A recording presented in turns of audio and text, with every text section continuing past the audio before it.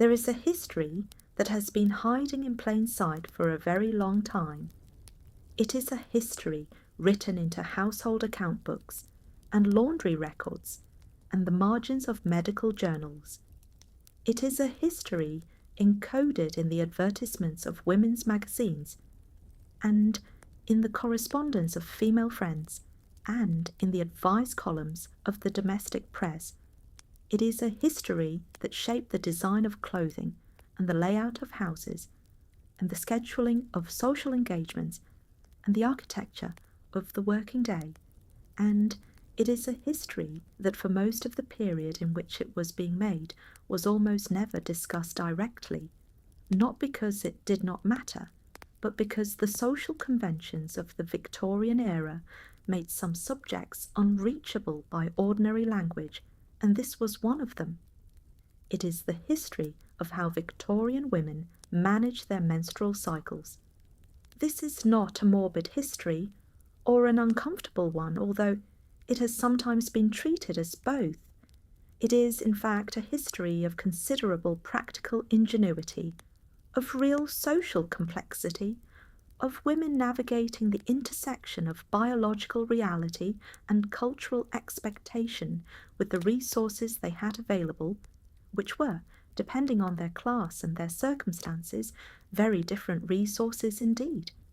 It is a history that tells us something important about what it meant to move through the world in a female body in the 19th century, and about the relationship between the physical, the social, and the scientific understanding of women's lives that the Victorian period produced. Tonight, we will explore 10 quiet chapters on this history. We will begin with what the Victorians understood about menstruation at all. The medical theories of the period, which were stranger and more consequential than most people today realize. We will look at the practical management solutions available to women of different classes, what they wore, what they used, what they made and bought and borrowed. We will examine the domestic infrastructure of laundry and hygiene that surrounded menstrual management and what it required of the women who maintained it. We will consider the language, or rather the near-complete absence of language, with which menstruation was discussed in the Victorian period and what that silence meant. We will look at the working-class experience where the intersection of physical demands and limited resources created challenges that the middle-class domestic ideal could not account for. We will examine what the schools and institutions of the period did with this subject, or more accurately, what they did not do with it.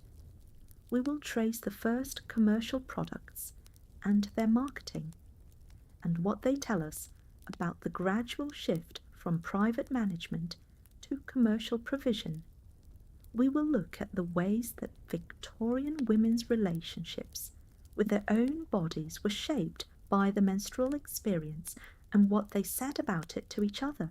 We will examine the role of doctors, male doctors for the most part, who theorized extensively about menstruation while knowing far less about its day-to-day reality than the women they treated. And finally, we will sit with what changed at the end of the Victorian period and what the history of managing menstruation reveals about the much larger history of how female bodies were understood, accommodated, and sometimes used against the women who inhabited them.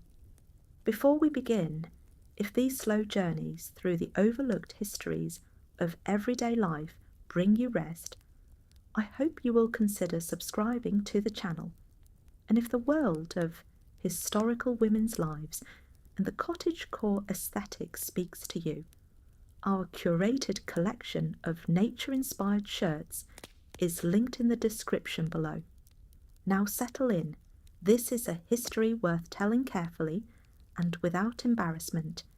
It is, after all, the history of half the population. Before we can understand how Victorian women managed their periods, we need to understand what the Victorian world, particularly the Victorian medical world, believed menstruation was. The answers are complex sometimes internally contradictory and frequently remarkable in their distance from what we now understand to be the case. But they were not simply ignorant, they were theories, serious intellectual attempts by serious thinkers to account for a physiological phenomenon that was real, observable, and consequential, and the theories they produced shaped the daily lives of Victorian women in ways that went far beyond the medical consulting room.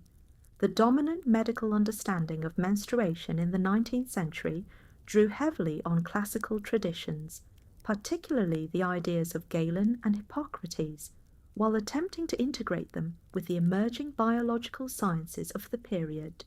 The core classical understanding was that menstruation was an excretion, the body's monthly purging of excess blood that, if retained, would become toxic.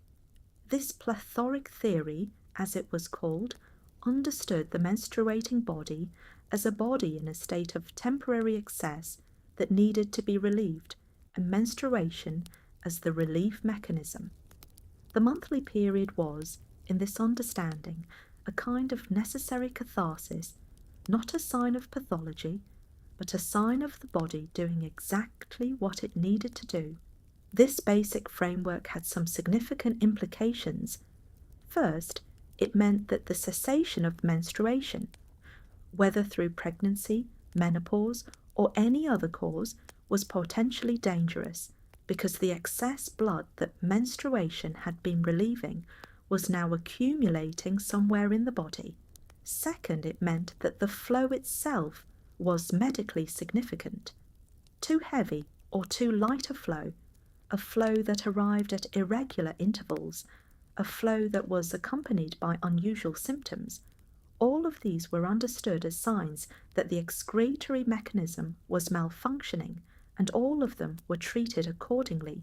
The 19th century added to this classical framework a new and particularly consequential set of ideas about the relationship between menstruation and the nervous system.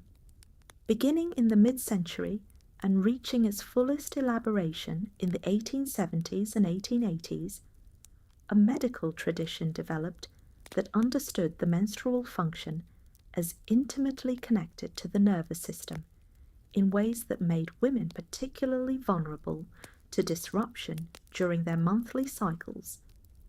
The concept of the reflex arc, the idea that stimulation of one part of the nervous system produced reflexive responses in other parts, was applied to the reproductive system in ways that generated the theory that the uterus and the brain were in constant nervous communication, and that disturbances in one necessarily affected the other. This nervous connection theory had enormous consequences. If the uterus and the brain were in continuous communication through the nervous system, then anything that stimulated the brain excessively, intellectual work, emotional excitement, physical exertion, moral tension, might disrupt the menstrual function by overstimulating the nervous system in ways that interfered with the uterus's regular cycle. Conversely, anything that disrupted the menstrual function, irregular periods, painful periods, heavy periods, might produce nervous symptoms ranging from headaches and irritability to hysteria and madness.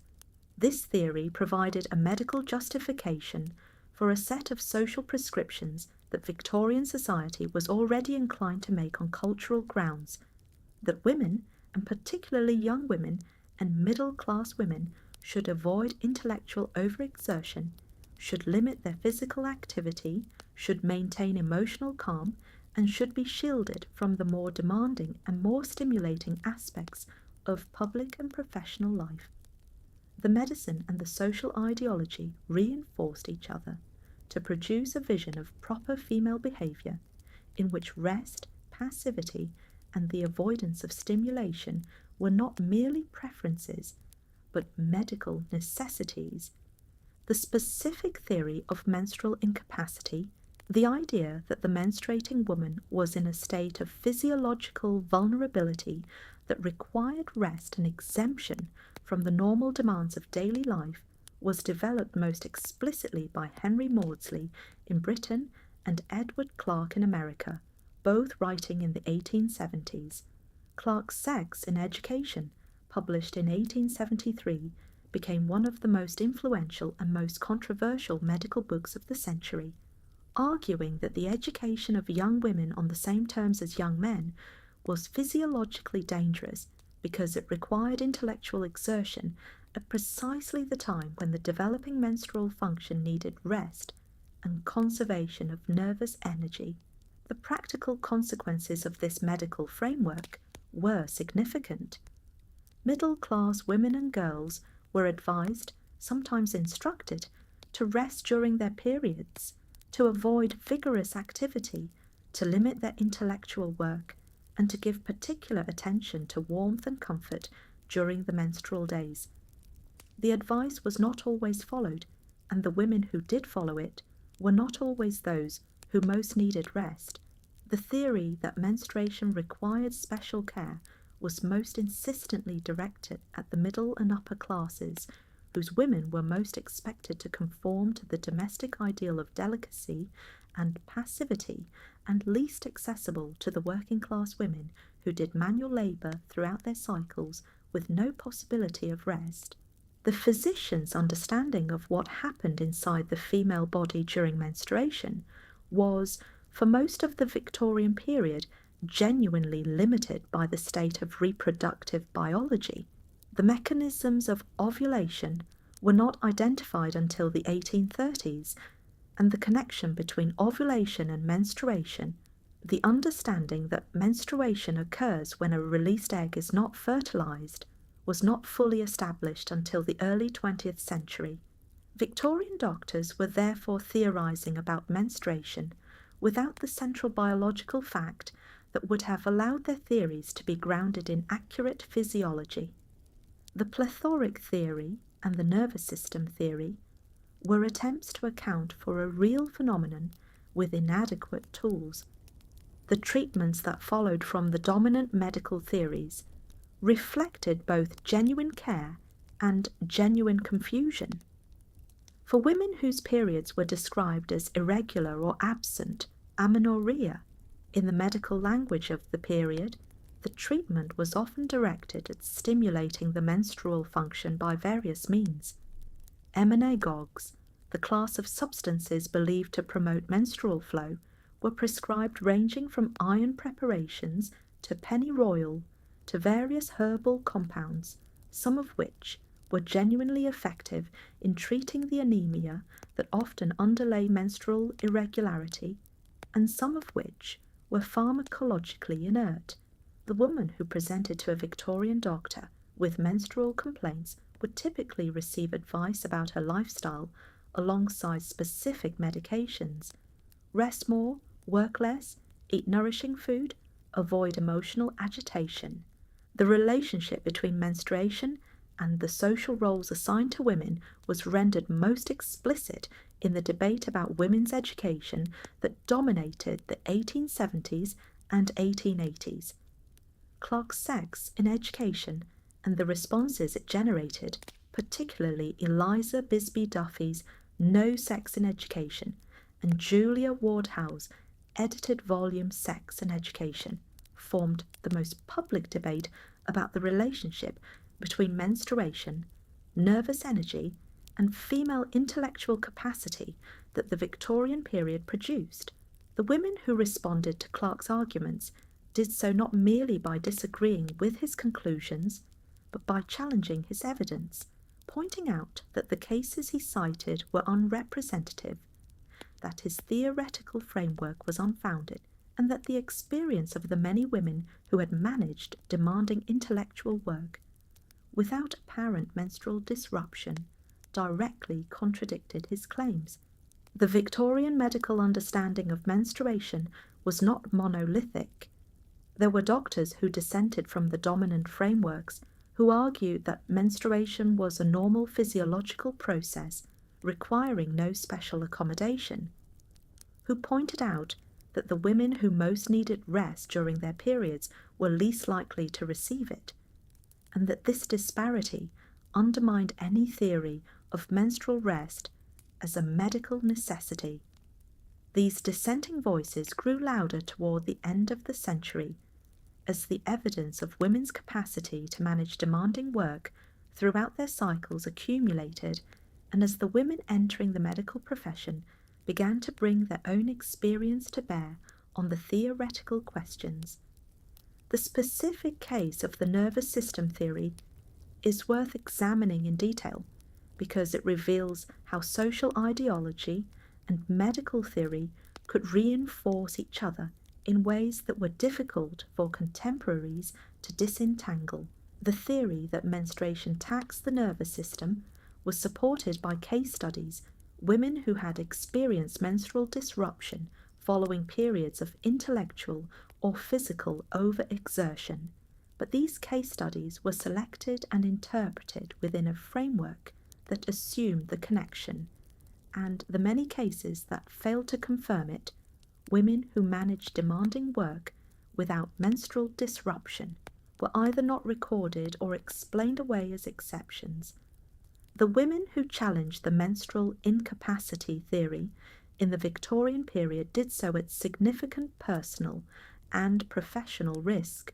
To argue publicly that menstruation did not impair intellectual function was to align oneself with a position that the medical establishment regarded as dangerously uninformed and to potentially undermine the credibility of the other arguments one was making. The pioneers of women's higher education, who argued for women's intellectual equality while also arguing against menstrual disability, were fighting a two-front battle: against those who believed women were constitutionally inferior, and against those who believed they were constitutionally vulnerable. Both positions produced the same practical conclusion, that women were unsuitable for the demands of public and professional life. The gynecological understanding of the menstrual cycle that emerged from the laboratory, rather than the consulting room in the later Victorian period, began to provide the corrective to the nervous system theory that clinical observation alone had not been able to supply. The work of Mary Putnam Jacobi, an American woman physician who submitted a prize essay to the Harvard Medical School in 1876, arguing on physiological grounds that menstruation did not require rest and did not tax the nervous system, represented the beginning of an evidence-based challenge to the dominant theory.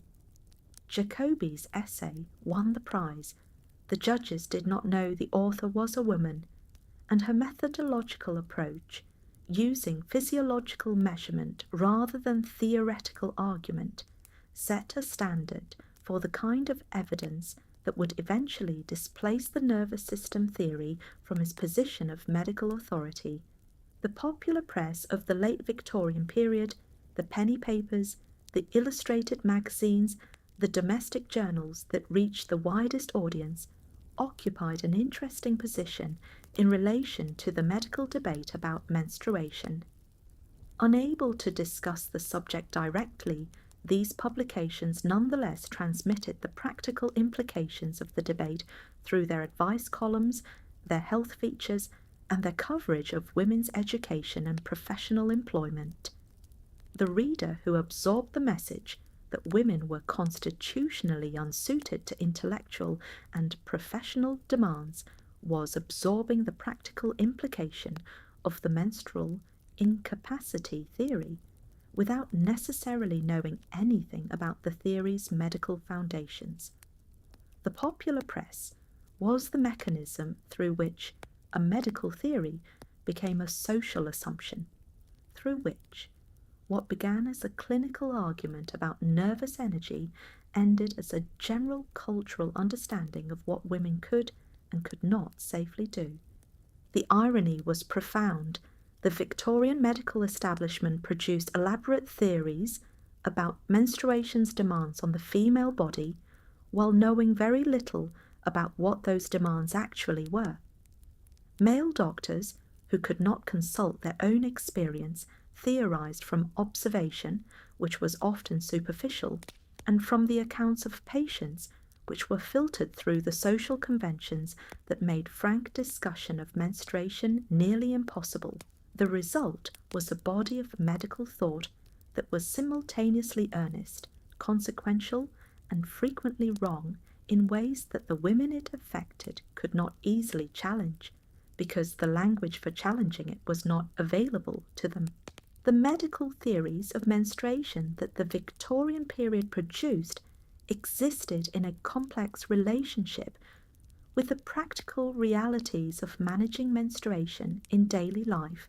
While the doctors theorized about rest and nervous systems, the women themselves, of every class and every circumstance, were dealing with the practical problem of managing a monthly flow without the disposable products that the 20th century would eventually provide. The solutions they developed were various, ingenious, and shaped by the very different resources available to women of different social positions.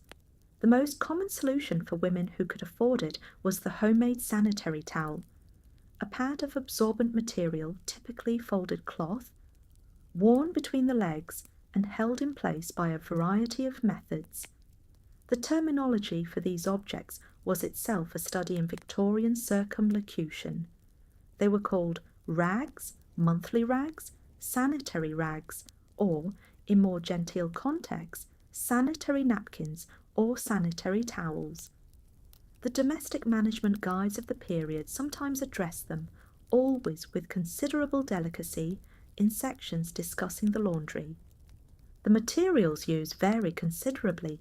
Flannel was a popular choice for the absorbent pad, soft, warm, relatively absorbent, and available in the household sewing basket of any middle-class home.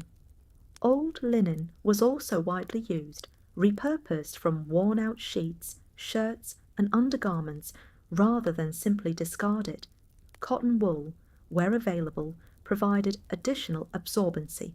The typical homemade pad was a layered construction, an outer layer of softer material that was comfortable against the skin, an inner layer of more absorbent material, and sometimes a waterproof outer layer of treated fabric or oilcloth in the more elaborate versions.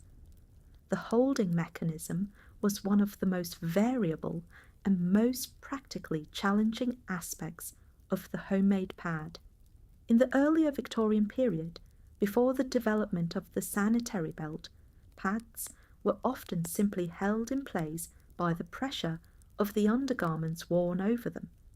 The close-fitting drawers and petticoats that Victorian women wore could provide enough pressure to keep a pad roughly in place, though movement complicated matters considerably. Some women pinned their pads to their undergarments, using the safety pins that were also used for other clothing adjustments. Others tied their pads in place with tapes attached to the pad itself and tied around the waist or the hips. The sanitary belt, a belt worn around the waist with loops or clips that held the pad in place from front to back, began to appear in the later Victorian period, particularly from the 1880s onward. Early commercial versions were sold by pharmacists and by some department stores with sufficient discretion about their contents. The belt solved the mechanical problem of pad retention more reliably than pins or tapes, and it allowed the pad itself to be thicker and more absorbent without the risk of shifting. For working-class women, the practical situation was considerably more constrained. The luxury of using relatively clean, fresh cloth each month was not available to women for whom clean cloth was a precious resource. Many working-class women used and reused the same set of rags indefinitely, washing them as carefully as they could, given the limitations of their laundry facilities, and drying them as discreetly as possible given the cramped living conditions that characterized much working-class housing. The colour-fast dark fabrics that the period favoured for working-class women's undergarments were partly a practical acknowledgement of this reality. Dark fabric did not show staining as readily as the white linen preferred in middle-class households. Disposable options were theoretically available from the mid-Victorian period onward, though their use was far from universal. Johnson & Johnson began selling disposable sanitary napkins in America in 1888, made from a material initially developed for surgical use. In Britain, similar products were available from chemists, though they were rarely advertised explicitly and required the particular courage of asking for something whose name could not easily be spoken. The discretion required to purchase a commercial sanitary product in the Victorian period was itself a significant barrier. It required a woman to approach a probably male pharmacist or shop assistant and request an item that could not be named in polite company. The internal solution, the tampon or tampon-like insertion, was also used by Victorian women, though this aspect of the history has been less thoroughly documented because it was even more thoroughly outside the realm of what could be discussed. The use of internal absorbent materials, plugs of cotton wool, rags, or other materials worn internally, appears in the medical literature of the period primarily as something doctors sometimes recommended for specific conditions, and in the anthropological literature as a practice observed in various non-Western cultures. Whether significant numbers of Victorian women used internal solutions routinely is difficult to establish from the available evidence, which is sparse precisely because the subject was beyond ordinary language. What all of these solutions shared was the requirement for careful, private management that was largely invisible to the people around the woman managing it, that required advanced planning and discreet handling, and that added a layer of practical complexity to daily life that men of the period simply did not experience. The woman who could manage her period invisibly, who could appear as fresh and comfortable and undisturbed as the ideal Victorian femininity required, was a woman whose labour in maintaining that appearance was entirely concealed. The physical design of Victorian women's clothing was deeply implicated in the management of menstruation, in ways that are not always immediately obvious from looking at the clothing itself. The layers of petticoats that Victorian women wore served multiple functions, among them the provision of a relatively secure space for the homemade pad. The pressure of the petticoats against the body helped hold the pad in place in the absence of better mechanical retention. The dark-coloured wool and serge typically worn for everyday dress by working and lower middle-class women was a practical choice as well as a fashion one. Its colour and texture both more forgiving of staining and easier to clean than the lighter colours preferred for more formal occasions. The drawers, the bifurcated undergarment that Victorian women wore beneath their petticoats, had their own relationship to menstrual management. The design of Victorian drawers, which were open at the crotch rather than close as modern underwear is, was in part a practical accommodation for toilet use given the difficulty of lifting multiple heavy petticoats for ordinary bodily functions. This design also meant that the pad worn during menstruation was not enclosed within the undergarment in the way that modern menstrual products are, a design consideration that affected the mechanical security of pad retention, and that the development of the closed undergarment in the later Victorian period partially addressed. The transition to closed drawers, sometimes attributed to the influence of rational dress reform movements, also had implications for the practical management of menstruation. The rational dress movement, which gathered momentum from the 1880s onward, argued against the physical constraints of conventional Victorian women's clothing. The tight corsets, the heavy skirts, the multiple layers, on grounds of health and mobility. The reformers who advocated for lighter, less restrictive clothing were also, though they did not always say so explicitly, making an argument that was relevant to menstrual management. Lighter, less cumbersome clothing was easier to manage during menstruation, created fewer challenges for pad retention and changing, and imposed less physical strain on a body already managing the physiological demands of the menstrual period. The connection between dress reform and menstrual management was occasionally made explicit in the reform literature.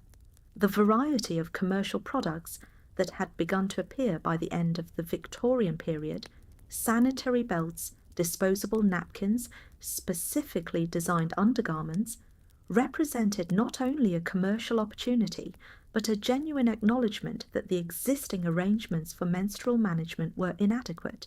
The manufacturers who entered this market were, in their own commercially motivated way, acknowledging that the homemade and improvised solutions that had served Victorian women for decades were solutions to a problem that had not been adequately addressed by any institution or any profession. The economics of menstrual management in the Victorian period are worth examining more closely because the costs, in money, in time and in labour, were real and consequential. The flannel required for a set of homemade pads represented a genuine financial outlay. Flannel in the mid-Victorian period cost between 4p and a shilling per yard, depending on quality, and a set of a dozen pads might require several yards. The soap and hot water required to wash them, the time required to soak, wash, dry and manage them. All of these costs were real, even if they were absorbed into the general economy of domestic life rather than separately accounted for. The ingenuity with which Victorian women adapted available materials for menstrual use is itself a form of historical evidence. Museum collections of Victorian clothing and domestic textiles occasionally contain items that appear to have been adapted from other uses. Cloths that show signs of specific kinds of wear and repair that are consistent with repeated use as menstrual pads, garments that have been cut and resewn in ways that suggest conversion to a different purpose. These material traces are difficult to interpret with certainty, but they contribute to the larger picture of a population of women resourcefully managing a recurring need with whatever came to hand. The question of what Victorian women did with used menstrual materials, how they disposed of them when disposal rather than reuse was appropriate, is one of the more practically significant aspects of the history that the available sources address only obliquely. Burial in the garden, burning in the kitchen fire, disposal in the privy or water closet where plumbing permitted, all of these were methods that appear in scattered references in the historical record, each with its own practical implications and its own relationship to the domestic geography in which it was employed. The transition from reusable cloth rags to disposable products in the early 20th century created an entirely new disposal problem. The problem of discarding used disposable products discreetly in public settings that replaced the reuse problem without entirely resolving the underlying challenge of managing menstrual evidence invisibly. The relationship between clothing colour and menstrual management was not accidental or purely aesthetic. The preference for darker colours in women's everyday dress, the blacks, navies, and dark greens of ordinary working and lower middle class costume, reflected in part the practical calculation that darker colours concealed, staining more effectively, and were more forgiving of the inevitable accidents that menstrual management involved. This practical dimension of clothing choice was not discussed in the fashion literature or the conduct manuals, but it was present in the decisions that women made about what to wear and when to wear it, month after month, in a management system that left almost no room for visible failure. The intersection between fashion and function in Victorian women's dress was more complex and more intimate than the fashion historians of the period recorded. The concealment was not merely social performance, it was a genuine practical achievement accomplished daily by millions of women across all classes, accomplished with different resources and different levels of difficulty, but accomplished because the alternative was to allow a biological reality to become visible in a world that had decided biological reality should be invisible, and the consequences of that visibility were ones that few women could afford.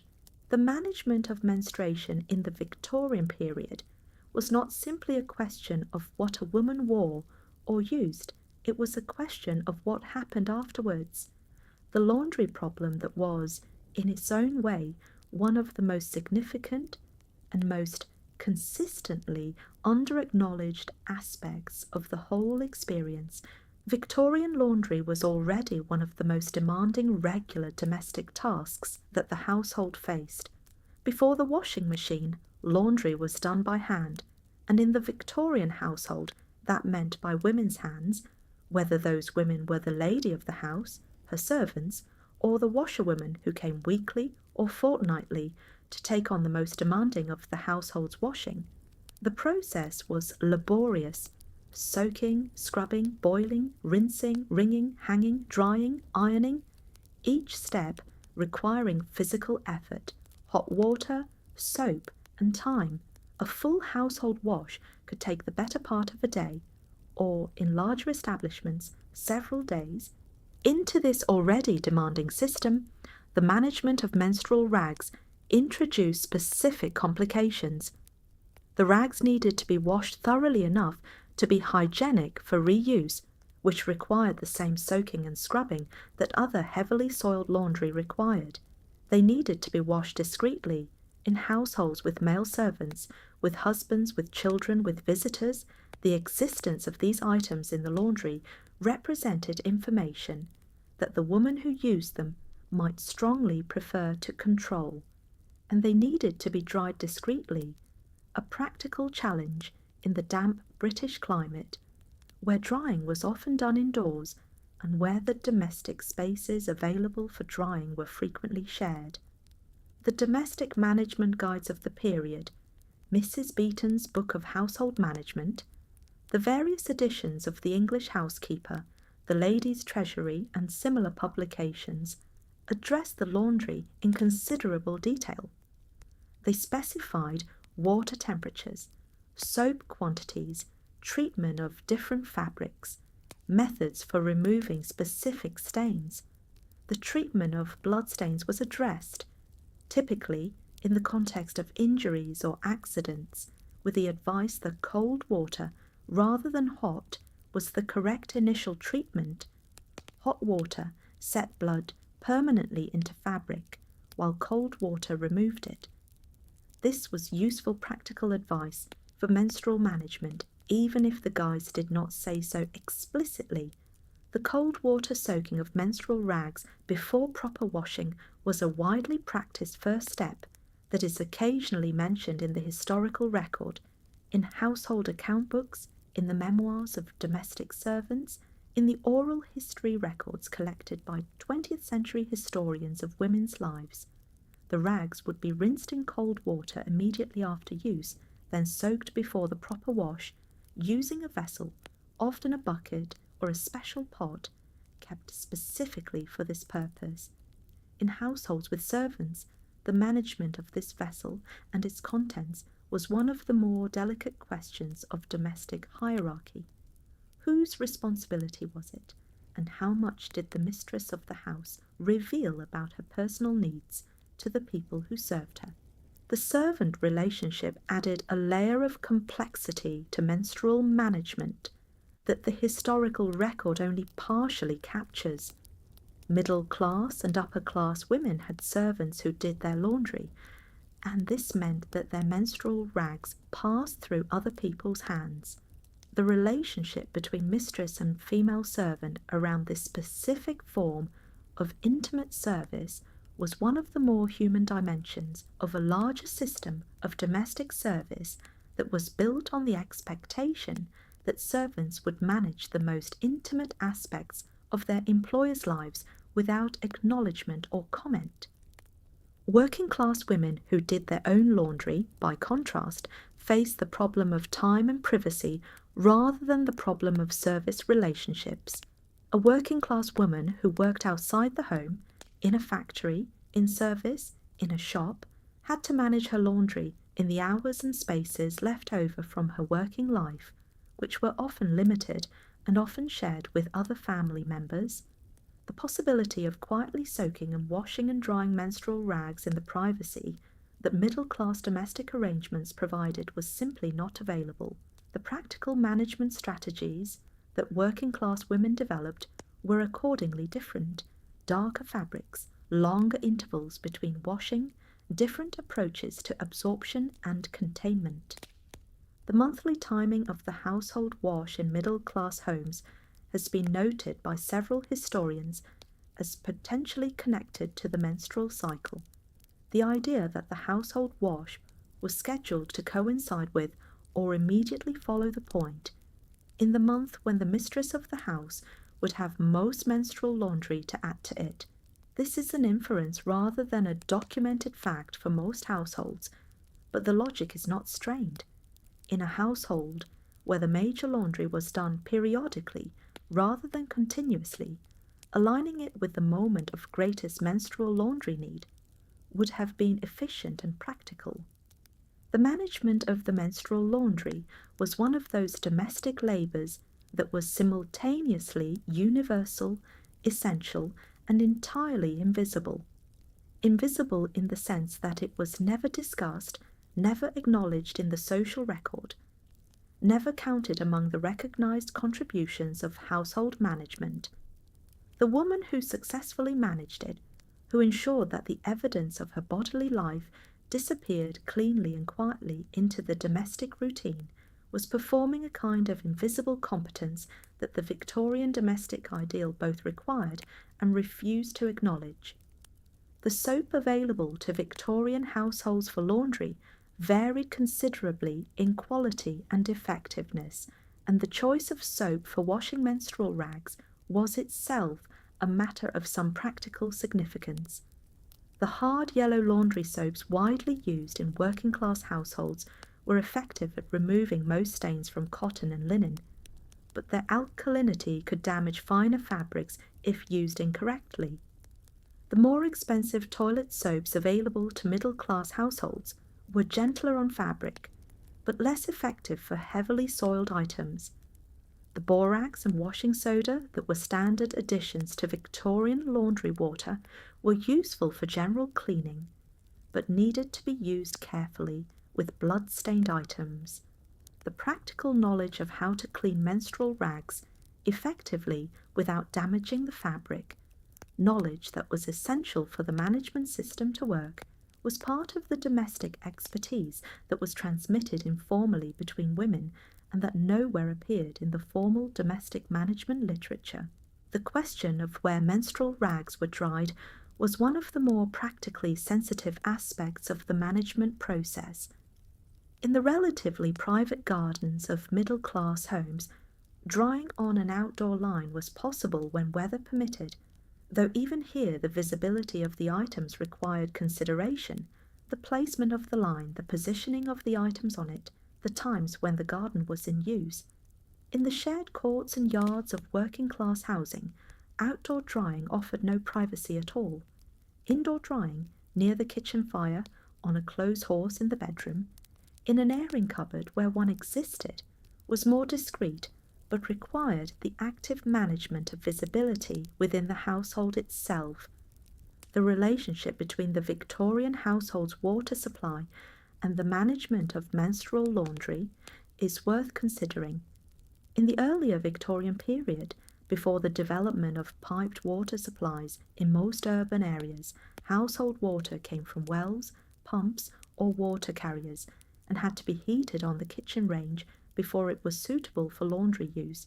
The effort of obtaining and heating sufficient water for a full laundry, which might require dozens of gallons, was considerable, and the management of the additional water required for the cold water soaking of menstrual rags was an added demand on a system that was already labour-intensive. The gradual extension of piped water supplies through the Victorian period, a process that was well advanced in London by mid-century, but that reached many provincial towns and rural areas only toward the century's end, reduced the labour of water provision and thereby reduced one of the practical obstacles to thorough menstrual laundry management. The domestic servants who managed the laundry in middle class and upper class households occupied a particular position in the management of menstrual evidence. They handled their employer's most intimate laundry as a matter of professional routine, and the professional expectation was that this handling would be performed without comment or acknowledgement. The silence that surrounded the menstruation in social life extended into the service relationship. The servant did not ask about, remark upon, or in any way acknowledge the nature of the laundry she managed. This was the silence of professional discretion, and it was maintained as rigorously as any other professional norm of the service relationship. The role of the domestic economy in menstrual management extended beyond the laundry to the broader management of household supplies.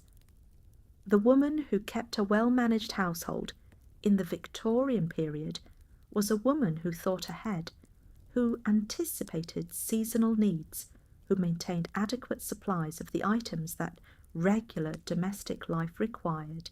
The management of menstrual supplies, the regular replacement or replenishment of the cloth used for pads, the maintenance of adequate soap and hot water provision for laundering, was part of this general domestic provisioning, though it was a part that never appeared in the household management guides that otherwise addressed domestic provisioning in considerable detail. The geography of Victorian urban housing shaped the practical management of menstrual laundry in ways that are easy to overlook. The terraced houses of the Victorian working class, the two-up, two-down terraces of the industrial north, the back-to-back housing of Leeds and Birmingham, the tenement housing of Glasgow and Edinburgh had very different configurations of domestic space from the detached and semi-detached villas of the middle class. The sharing of outdoor spaces, the limited indoor space, the proximity of neighbours through thin walls and shared courts, all of these affected the privacy and the practicality of managing menstrual laundry. The middle-class ideal of discreet, private domestic management was, in the working-class context, structurally impossible. The regional variation in Victorian laundry practice, the differences between the laundry practices of northern industrial areas, southern rural areas, Scottish households, and Welsh communities created different practical conditions for menstrual laundry management in different parts of the country. The soap and hot water available, the laundry facilities, the privacy of the domestic space, the timing and frequency of the household wash, all of these varied by region and by community in ways that affected the practical management of menstrual laundry. The historical record for most of these regional variations is thin, but the oral history testimony collected from women in different parts of Britain in the mid-20th century suggests that the practical approaches to menstrual management were indeed locally varied, shaped by the specific conditions of particular communities. The laundry ultimately was where the social expectation of female bodily invisibility met the most practical and most mundane realities of female bodily life. Managing it was not glamorous. It was not the stuff of the conduct manuals or the domestic advice books. It was simply something that had to be done every month by every woman in the best way available with the resources at hand, and the doing of it, generation after generation, with so little support and so little acknowledgement, was one of the quietest and most consistent forms of female labour in the entire Victorian domestic economy. One of the most striking features of the historical record of Victorian menstruation is not what it contains, but what it does not contain. The silence in the official sources, in newspapers, in public speeches, in formal literature, in most medical writing intended for a general audience, is almost total. Menstruation existed. Every adult woman in the Victorian period experienced it, and yet, in the dominant public discourse of the era, it was as though it did not exist at all. This was not the silence of ignorance. Victorian women knew about menstruation. They managed it daily. Victorian doctors wrote about it extensively in their professional literature, though often in terms that were more theoretical than practical. The silence was a deliberate social convention, a shared agreement maintained by both men and women that this particular aspect of female biology was not a subject for public or mixed-sex discussion. Understanding why this agreement existed and how it was maintained is essential for understanding the full reality of Victorian women's experience of their own bodies. The primary language through which Victorian women discussed menstruation among themselves was the language of euphemism. The variety and inventiveness of Victorian menstrual euphemisms is itself a kind of historical document, evidence of the collective effort required to communicate about a subject while maintaining the fiction that it was not being discussed. Some euphemisms were domestic and homely. The flowers, the monthlies, the usual time, that time of month. Others were more elaborate, being unwell, which was so widely used that it had become almost a technical term. Being poorly, having a visitor, the curse, which combined acknowledgement of the difficulty with an implication of external causation that removed individual responsibility. The language of illness was particularly prominent and particularly consequential. Describing menstruation as being unwell or being indisposed, terms that framed normal menstrual experience as a form of incapacity, was not merely euphemism. It was a framing that shaped how menstruation was understood and experienced. A woman who was unwell was a woman who needed rest, who had legitimate grounds for excusing herself from social obligations, who could retreat to the domestic sphere without loss of social standing. The illness language provided cover, social permission to manage the practical realities of menstruation without having to explain what those realities were. The correspondence between Victorian women, particularly close friends, sisters, mothers and daughters, occasionally breaks through the euphemism into something more direct, and these moments are among the most historically valuable documents in the history of menstruation.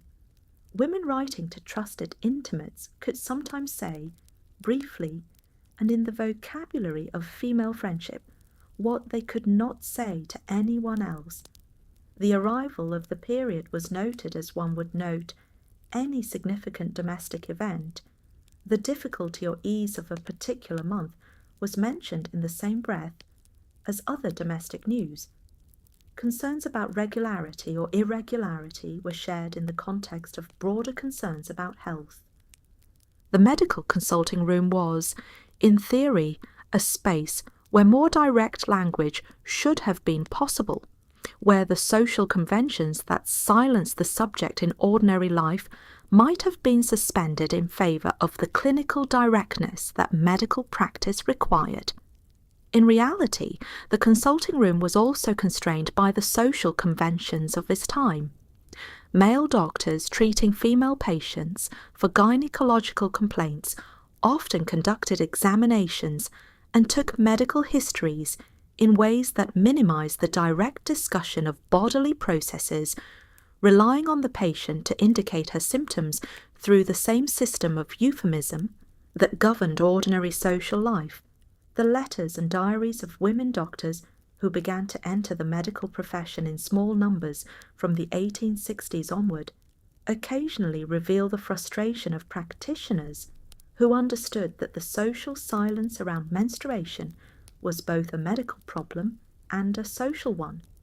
Elizabeth Blackwell, Elizabeth Garrett Anderson, and their colleagues wrote at various points about the difficulty of addressing women's health in a culture that had made the frank discussion of female bodily function nearly impossible. The women's health reform movement, which gathered strength towards the end of the Victorian period, argued explicitly that the social silence around menstruation was itself a form of harm, that women could not manage their health effectively if they could not speak about it honestly. The school was another site where the silence around menstruation had particular consequences. Girls entering puberty received no formal information about what was happening to them in most Victorian educational settings. Neither the private schools of the upper classes nor the board schools of the working classes addressed the subject. The first experience of menstruation was, for many Victorian girls, a genuinely alarming event, something that happened without warning, without preparation, without context. The preparation that existed was entirely informal, transmitted by mothers, sisters, or female servants when it was transmitted at all, and the transmission was variable both in timing and in content. The silence had a gendered dimension that is worth making explicit. Men in the Victorian period were not merely ignorant of menstruation because the subject was not discussed in their presence. They were ignorant in a way that was structured and maintained by social convention, in a way that simultaneously depended on and reinforced the invisibility of women's bodily labour. The husband who never saw his wife's menstrual rags, who never knew which days of the month were her most difficult, who never adjusted his expectations or his demands in response to a monthly reality he was not expected to know about. This husband was being served by a system of silence that required considerable effort from his wife to maintain. The euphemisms for menstruation in the Victorian period were not merely social conventions, they were the residue of much older cultural understandings of menstruation that had accumulated over centuries. The phrase "the curse," for instance, carried within it a theological weight that was not entirely metaphorical in the Victorian period. The association of menstruation with the curse of Eve, with female sinfulness, with the consequences of the fall. This theological framework was not dominant in Victorian medical thought, but it was present in popular culture as a background understanding that shaped how menstruation was felt as well as how it was named. Women who described their periods as the curse were not necessarily making an explicit theological reference, but the word's resonance was not entirely empty of its older meaning. The language of illness that described menstruation, being unwell, being poorly, being laid up, had practical consequences beyond the social convenience of euphemism. It created a framework in which the normal monthly experience of menstruation was understood as a form of incapacity, a temporary reduction in function that justified changed behaviour and adjusted expectations. This was not entirely without benefit. The illness framing provided social permission for the rest that many women genuinely needed during particularly difficult menstrual periods, and it created a recognised social category within which women could manage their bodily needs without having to name those needs directly. The language used between women doctors and their female patients represented one of the few spaces in Victorian life where somewhat more direct discussion of menstruation became possible. The development of women's medical practice from the 1870s onward created consulting rooms where patient and doctor shared the common ground of menstrual experience, and where the social pressure towards silence was partially reduced by that shared understanding. The clinical notes of women doctors, where they survive, sometimes show a greater frankness in the recording of menstrual history and menstrual symptoms than is evident in the equivalent records of their male colleagues, not because the social conventions had entirely dissolved, but because the particular social pressure created by the male-female dynamic in the consulting room was absent. The writers and intellectuals of the period who tried to address the silence around women's health, who wrote about menstruation, however obliquely, in the medical and social reform literature of the period, were navigating a very narrow channel between the social conventions that prohibited direct discussion and the genuine need for more honest engagement with the subject. The writers who managed this navigation most successfully were typically women writing for other women in the specific context of health reform. Women like Annie Besant, whose writing on health and contraception pushed at the boundaries of what was permissible, and Frances Emily White, whose work on women's physiology attempted to give women accurate information about their own bodies in language that was as direct as the period would allow. The relationship between the social silence around menstruation and the broader silence around female sexuality in the Victorian period is important for understanding the specific character of menstrual concealment. The Victorian social convention that female sexuality was largely absent, that respectable women had little sexual feeling, and that the body's sexual functions were not appropriate subjects for discussion, extended to the menstrual function, which was associated with the reproductive system, and therefore with the category of bodily experience that polite discourse excluded. The silence around menstruation was therefore not an isolated convention, but part of a larger system of sexual and bodily concealment that shaped the entire landscape of Victorian women's experience of their own bodies. The medical journals and professional publications of the Victorian period provide an interesting contrast to the silence of the general press.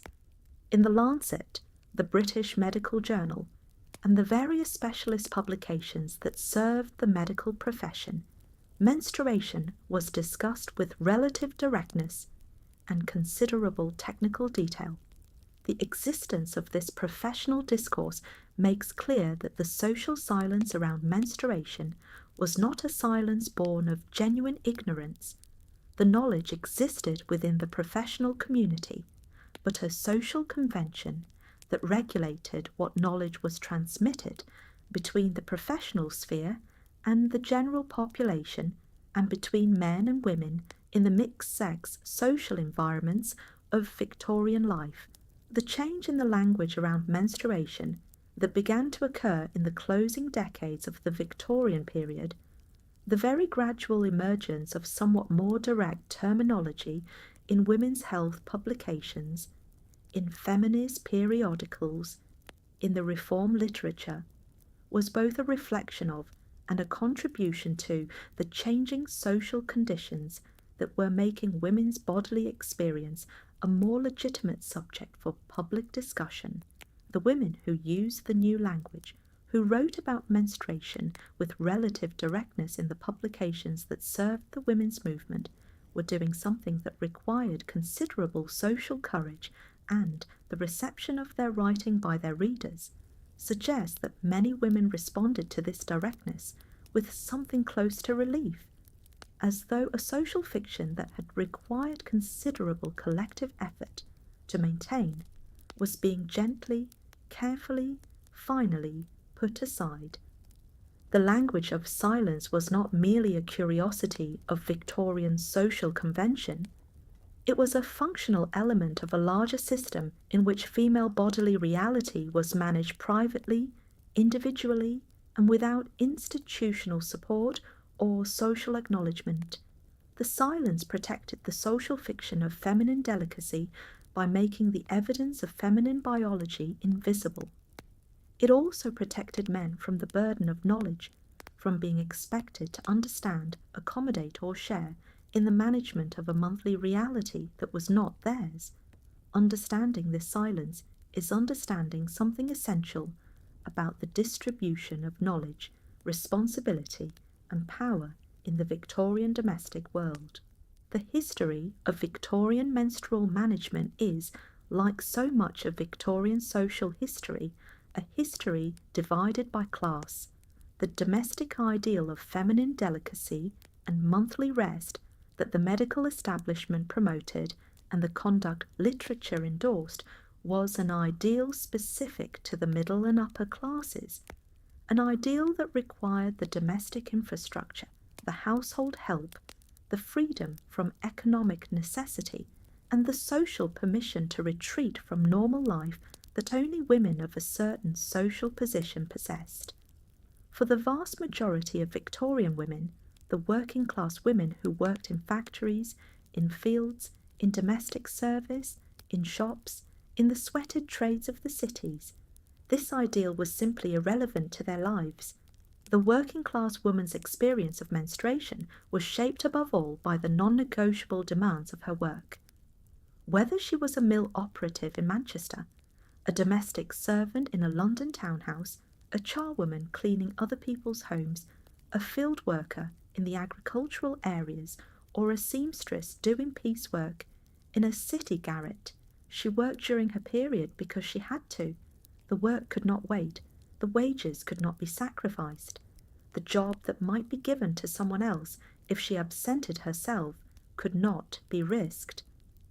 The middle-class notion that menstruation required special care and rest was a luxury that the working-class economy simply did not accommodate. The physical demands of working-class occupations during menstruation range from merely uncomfortable to genuinely hazardous.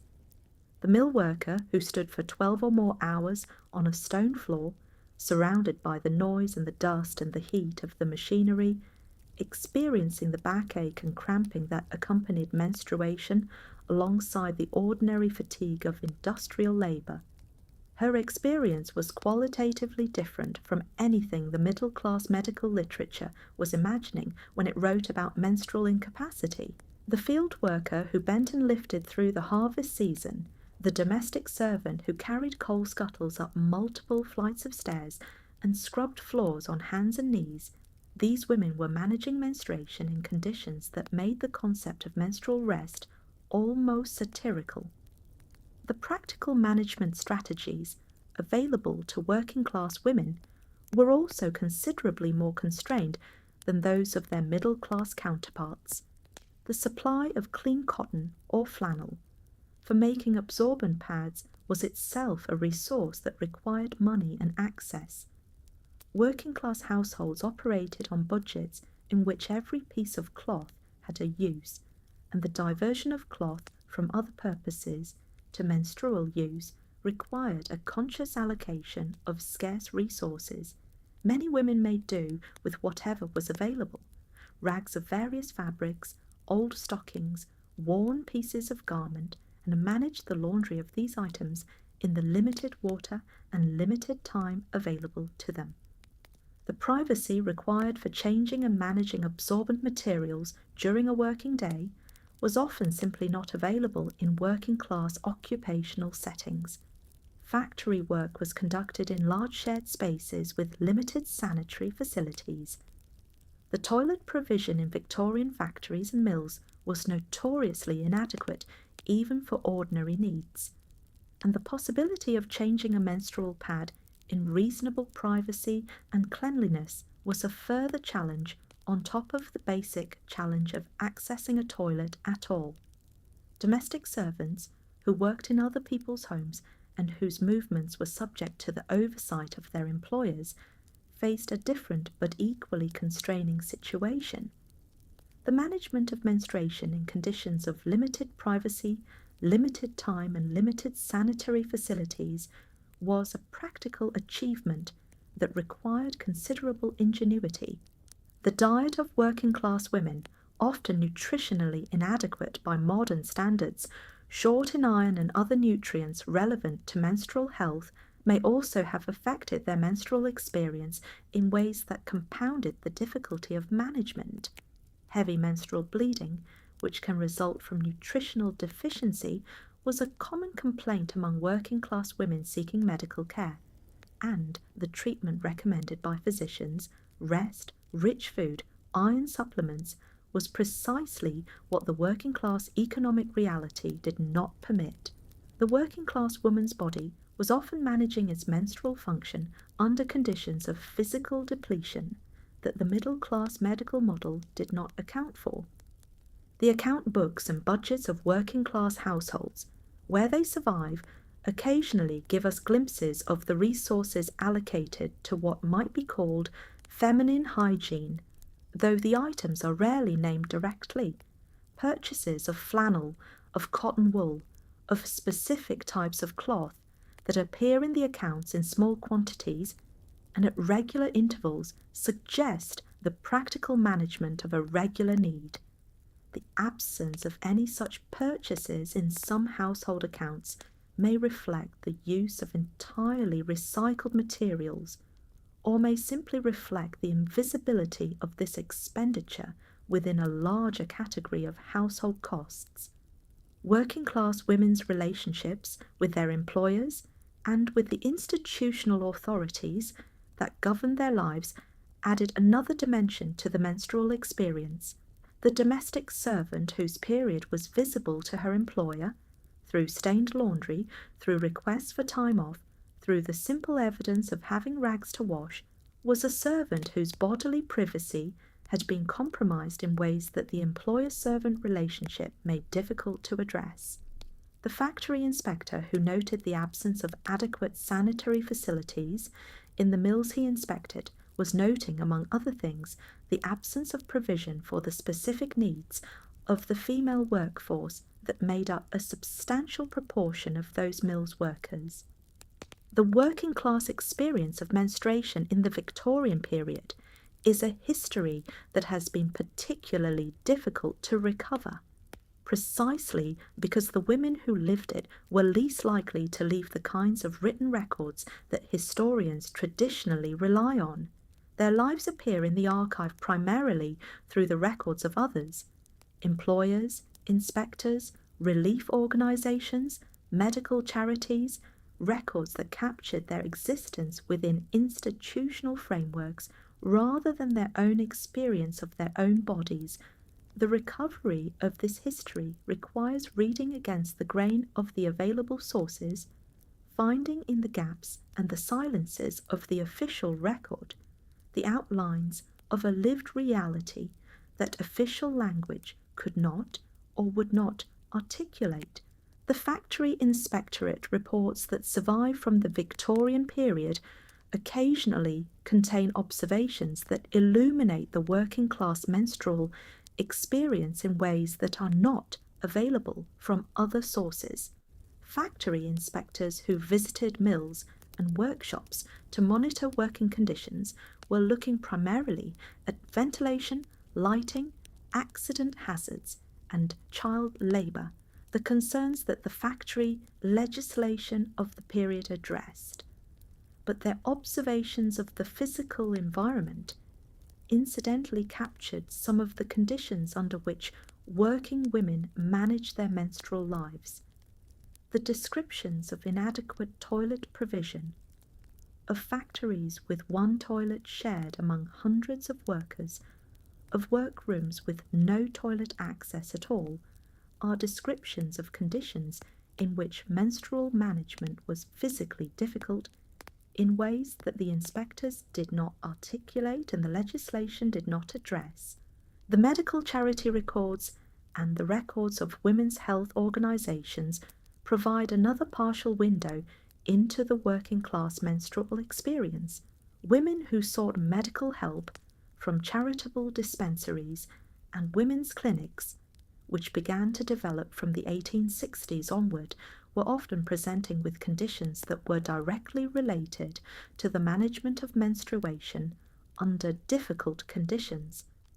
Infections resulting from inadequate hygiene, anemia resulting from heavy bleeding that had gone untreated, conditions that had developed from the combination of physical demands and inadequate menstrual care that characterize working-class women's lives.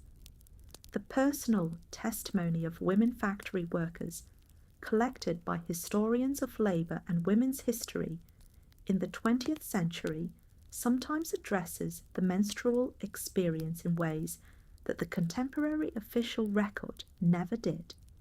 Women who had worked in the textile mills, in the potteries, in the laundries, and the food processing factories of the Victorian industrial world described their management of menstruation in those settings with a matter-of-factness that was itself a form of testimony to the normalization of managing a demanding biological reality under demanding conditions with no expectation of accommodation or support. The contrast between the working class experience of menstruation and the middle class ideal of menstrual management illuminates the class structure of Victorian society in a particularly pointed way. The medical advice that menstruating women should rest, should conserve their nervous energy, should avoid vigorous physical activity, advice that was directed equally at all women by the doctors who produced it, was advice whose practical application was entirely dependent on the economic and social position of the woman who received it. The middle-class woman had the option, in principle, of following the advice, however inconvenient. The working-class woman did not have the option at all. The advice was universal in its formulation and class-specific in its application, and the gap between the two was one of the clearest expressions of how Victorian social structure shaped the most intimate aspects of women's lives. The intersection of menstruation with the Victorian poor law system provides an angle on the working class experience that is rarely addressed. Women who were supported by the poor law, in workhouses, in relief arrangements, in the various institutional settings that the Victorian welfare system provided, managed their menstrual lives within institutional frameworks that were even less equipped to accommodate menstrual needs than the private working-class household. The workhouse records that survive occasionally note the provision of materials for women's hygiene, but the descriptions are rarely specific enough to determine exactly what was provided or how adequate it was. The relationship between nutritional status and menstrual experience in working-class women is a dimension of the history that the medical literature of the period addressed primarily through its documentation of menstrual disorders among poor women. The heavy bleeding, the irregular cycles, the painful menstruation that appeared with particular frequency in the patients seeking care from charitable medical institutions, the connection between adequate nutrition and healthy menstrual function is well understood in contemporary medicine. The Victorian medical literature was beginning to note the connection, though it did not always draw the obvious conclusion that improving working-class women's nutritional status would improve their menstrual health. The experience of pregnancy and childbirth in the working-class community gives context to the menstrual experience, since the two were intimately connected in the bodily lives of women who spent much of their adult lives pregnant or nursing and therefore not menstruating. For working-class women with many pregnancies in quick succession, the menstrual experience of the Victorian period might actually be less frequent than the contemporary middle-class experience. Multiple pregnancies and extended nursing periods meant months and years without menstruation. The management challenge was therefore concentrated in the periods between pregnancies rather than distributed across all of adult female life, a distribution that had its own particular practical and emotional character. What the working class experience of menstrual management makes clear, above all, is the extent to which the Victorian ideal of menstrual care was a class-specific ideal an ideal that was simultaneously presented as universal and experienced only by a minority of the women it claimed to describe. The majority of Victorian women managed their periods not in the quiet domesticity of the middle-class home, with its flannel pads and its laundry facilities and its permission to rest, but in the demanding, unaccommodating, often harsh conditions of working-class labour, with whatever resources they could find and whatever strategies served them best. Their achievement in navigating that reality month after month without the support or the acknowledgement that the middle-class ideal offered was considerable. Among the most consequential silences in the Victorian management of menstruation was the silence in its schools and educational institutions. The millions of girls who passed through Victorian educational settings, from the elite boarding schools of the upper classes to the board schools established by the 1870 Education Act for the children of the working poor, received in almost every case no formal preparation for the onset of menstruation and no guidance on its management. The first period arrived for most Victorian girls as a surprise, alarming, painful, incomprehensible, and entirely without institutional support. The educational curriculum of the Victorian period was, by design, a curriculum that treated the body as largely irrelevant. The drill, the deportment, the physical education that existed in some schools addressed the body as an instrument to be trained and controlled, not as a biological entity with its own processes and requirements. The hygiene education that began to enter the curriculum toward the end of the Victorian period addressed sanitation, cleanliness, and the prevention of infectious disease. The body as a surface to be kept clean, rather than the body as an interior biological world with its own rhythms and its own requirements. The consequences of this educational silence were significant and well documented by the reform movements that began to challenge it from the 1880s onward. Girls who had received no preparation for menstruation described their first experience in terms of fear, shame, and confusion, the natural responses of a child encountering an unexplained physical event with no framework for understanding it.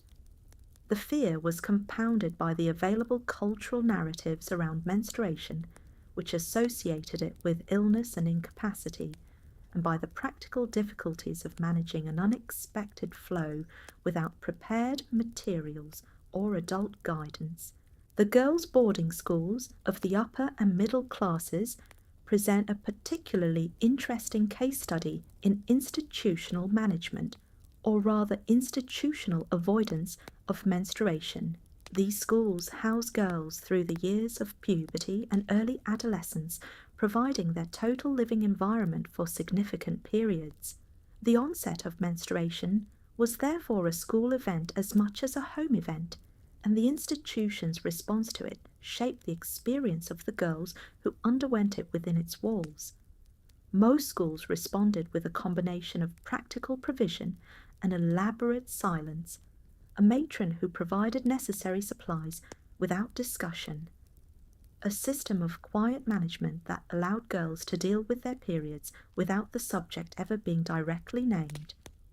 The matron figure, the woman responsible for the health and physical welfare of the girls in a boarding school, was in many establishments the only institutional acknowledgement that menstruation existed. Her role was to provide practical assistance, to ensure that girls had access to the necessary supplies, to note the absence from games or physical activities that was generally permitted for menstruating girls, to deal quietly and efficiently with any practical difficulties. But the matron's role was also typically to ensure that the management remained invisible, that it happened without discussion, without embarrassment, without any disruption to the school's social life or academic routine. The physical education question was one of the more practically significant areas where menstruation, intersected with institutional life. Victorian girls' schools that included physical exercise in their programs, and the late Victorian period saw a significant expansion of physical education for girls, partly in response to health reform movements. Typically exempted menstruating girls from vigorous activity on the grounds of the medical advice about menstrual rest. This exemption created its own social dynamics. The visibility of who was and was not participating in games was itself a form of exposure, a public indicator of who was menstruating that the general system of silence was intended to prevent. The board schools, the elementary schools established after 1870 for working class children, had a different relationship with the subject, largely because they did not address it at all. The girls in board schools received a curriculum focused on basic literacy, arithmetic, and the domestic skills that were understood as their vocational preparation: needlework, cooking, cleaning. The menstrual education that even the elite boarding schools provided through the medium of the matron was simply absent in the board school setting. Girls in board schools received whatever preparation their mothers or older sisters or female neighbours happened to provide, which was variable, often minimal, and frequently delivered too late.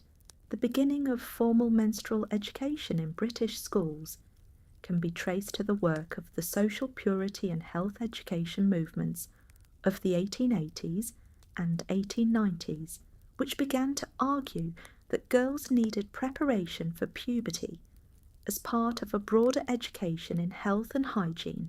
The National Health Society, the Ladies' National Association, and various women's organisations began producing pamphlets and educational materials that addressed menstruation, still in the most careful and euphemistic terms, as a normal physiological process that girls needed to understand before they experienced it.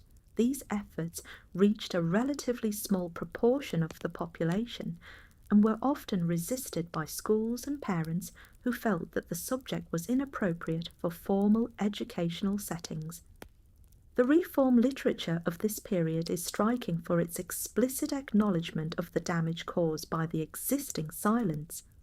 Writers like Mary Wood Allen and Elizabeth Sloane Chesser, who produced educational materials about girls' health and puberty, described in careful terms the fear and distress caused by the unexpected onset of menstruation in unprepared girls, and argued that this fear and distress was preventable through simple, honest preparation. Their argument was not only that girls deserved to know about their own bodies, but that the knowledge would improve their health management and reduce the suffering caused by the combination of medical ignorance and social silence. The physical architecture of Victorian boarding schools was itself implicated in the management of menstruation in ways that are rarely discussed. The dormitory arrangements, the toilet provisions, the bathing facilities, all of these shaped the practical conditions under which girls managed their periods during their school years. The typically inadequate hot water provision in Victorian boarding school bathrooms, the shared dormitories that offered limited privacy, the limited toilet access in many schools, these physical realities made the private management of menstruation more difficult and required the girls who lived in these environments to develop their own strategies for managing their needs within the constraints of the institutional setting. The games and physical education that became increasingly important in late Victorian girls' schools introduced a specific tension around menstruation that was managed through the mechanism of the games exemption. Girls who were menstruating were typically excused from games, a practice that reflected both genuine medical caution and the practical difficulty of managing vigorous exercise during menstruation with the materials available. But the games exemption created its own complications It was a form of visible acknowledgement that something was happening, even in a setting that was otherwise committed to maintaining silence about what that something was. The monitoring of who claimed games exemptions, and how often was itself a form of institutional awareness of menstrual cycles that the schools were simultaneously refusing to acknowledge in any more direct way. The reforms that began to occur in girls' education toward the end of the Victorian period, the development of a more rigorous academic curriculum, the expansion of university access for women, the growing recognition that girls' intellectual capacities were not limited by their biological natures, were deeply connected to the refutation of the medical theories about menstrual incapacity. The women who argued for educational reform were arguing, implicitly and sometimes explicitly, that the monthly cycle did not impair women's intellectual function, that the girls who studied through their periods and the women who worked through their periods did not suffer the catastrophic nervous damage that the medical establishment had predicted. The church schools, the convent schools, and the denominational educational institutions that provided education for a significant proportion of Victorian girls had their own particular relationship with the subject of menstruation. The religious framework within which these institutions operated added a theological dimension to the biological reality, a dimension that in some traditions was straightforwardly negative, associating menstruation with female sinfulness or with the consequences of the fall, and that in others was more nuanced, acknowledging menstruation as part of the natural order of female life without assigning it particular moral weight. The nuns who managed the girls in convent schools occupied a position somewhat similar to that of the boarding school matron, managing the practical realities of menstruation among the girls in their care, with a combination of practical efficiency and religious discretion. The relationship between the development of girls' sports, lacrosse, cricket, tennis, cycling, in the late Victorian period, and the management of menstruation during athletic activity is a connection that the sports reformers who championed physical education for girls rarely addressed explicitly, but that shaped the practical conditions of physical education from the start. The adoption of rational dress by some women athletes, the bloomer costume, the divided skirt, the less constrictive sportswear that reformers argued was necessary for genuine athletic activity, also represented, though this was not its stated purpose, clothing that was more manageable during menstruation than conventional Victorian women's dress. The inspection systems that were introduced into girls' schools during the late Victorian period, medical inspections, hygiene checks, the monitoring of girls' physical development that became part of the administrative apparatus of the late Victorian school, created a new institutional awareness of girls' bodies that was simultaneously more attentive and more intrusive than what had previously existed. The school medical officer who examined girls for signs of anemia, poor nutrition, and developmental problems was an institutional actor engaged with girls' bodies in ways that the earlier Victorian school had entirely avoided. Whether this increased institutional attention improved the management of menstruation in school settings is a more complex question than a simple yes or no can answer. The role of the school nurse, a position that began to develop in the closing years of the Victorian period and the opening years of the 20th century, represented a significant institutional development in the management of girls' health in the school setting. The school nurse occupied a position that the matron of the boarding school had previously filled in a more limited way, a female health professional whose role included the practical management of girls' physical needs in an institutional setting. the gradual development of school nursing as a profession, and its eventual incorporation into the public elementary school system, created an institutional presence that could, in principle, address the menstrual needs of girls in ways that neither the academic curriculum nor the general school administration was equipped to do. The long-term consequences of the educational silence around menstruation were not merely individual, but social. Generations of women who had navigated their menstrual lives without preparation or support, who had managed their periods through improvisation and private ingenuity, who had never been given the language to discuss their experiences honestly, these women were less equipped than they might have been to advocate for the medical care they needed, to understand the connection between their menstrual health and their general health, or to pass on adequate preparation to the daughters and younger women in their care. The silence reproduced itself through its own consequences, generation after generation, until the reform movements of the late 19th century began to break it.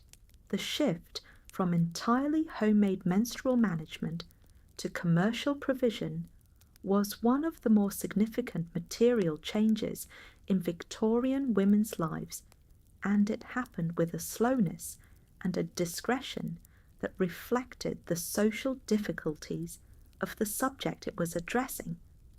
The earliest commercial menstrual products in Britain and America were, in most cases, not marketed as menstrual products at all. They were marketed as sanitary articles, or as health products, or sometimes simply as absorbent materials whose potential use was left to the buyer to understand. The indirection was not accidental. It was the commercial expression of the social conventions that made direct discussion of menstruation impossible. The manufacturer who attempted to advertise a menstrual product by name in language that made its purpose clear would have been refused advertising space by the newspapers and magazines that served a respectable female audience. The first products that achieved any significant commercial presence were disposable sanitary napkins, appearing in the 1880s and 1890s. In America, Lister's towels, produced by Johnson & Johnson beginning in 1888, were among the first commercially available disposable sanitary products. In Britain, similar products followed from pharmacies and from the newly developing department stores that were beginning to offer a range of personal hygiene goods. These products were made from the wood pulp cellulose material that had been developed for surgical use, a material significantly more absorbent than the cotton or flannel of homemade pads, and with the additional advantage of being disposable. The advertising of these early commercial products in women's magazines and domestic publications is a study in the art of saying, without saying. Advertisements referred to ladies' hygienic goods, to sanitary articles, to products for ladies' special requirements, to items whose purpose was indicated by the visual presentation, the modest female figure, the domestic setting, the language of health and cleanliness, without ever being named directly. The reader who knew what she was looking for would understand immediately. The reader who did not know might pass over the advertisement without comprehension, which was precisely the point. The pharmacy was the primary commercial channel for menstrual products in the Victorian period, and the dynamics of pharmacy purchase reflected the social difficulties of the subject with particular clarity. A woman who wished to purchase commercial sanitary products needed to approach the pharmacist, almost certainly a man in the Victorian period, and indicate her need without being able to name it directly. The discretion of the pharmacist was therefore essential. A pharmacist who responded with anything other than smooth, matter-of-fact efficiency would be failing his female customers in a particularly sensitive area. Many pharmacists kept sanitary products under the counter, rather than on open display, available to customers who asked for them without needing to be visible to all who entered the shop. The development of department stores in the Victorian period created a somewhat different commercial environment.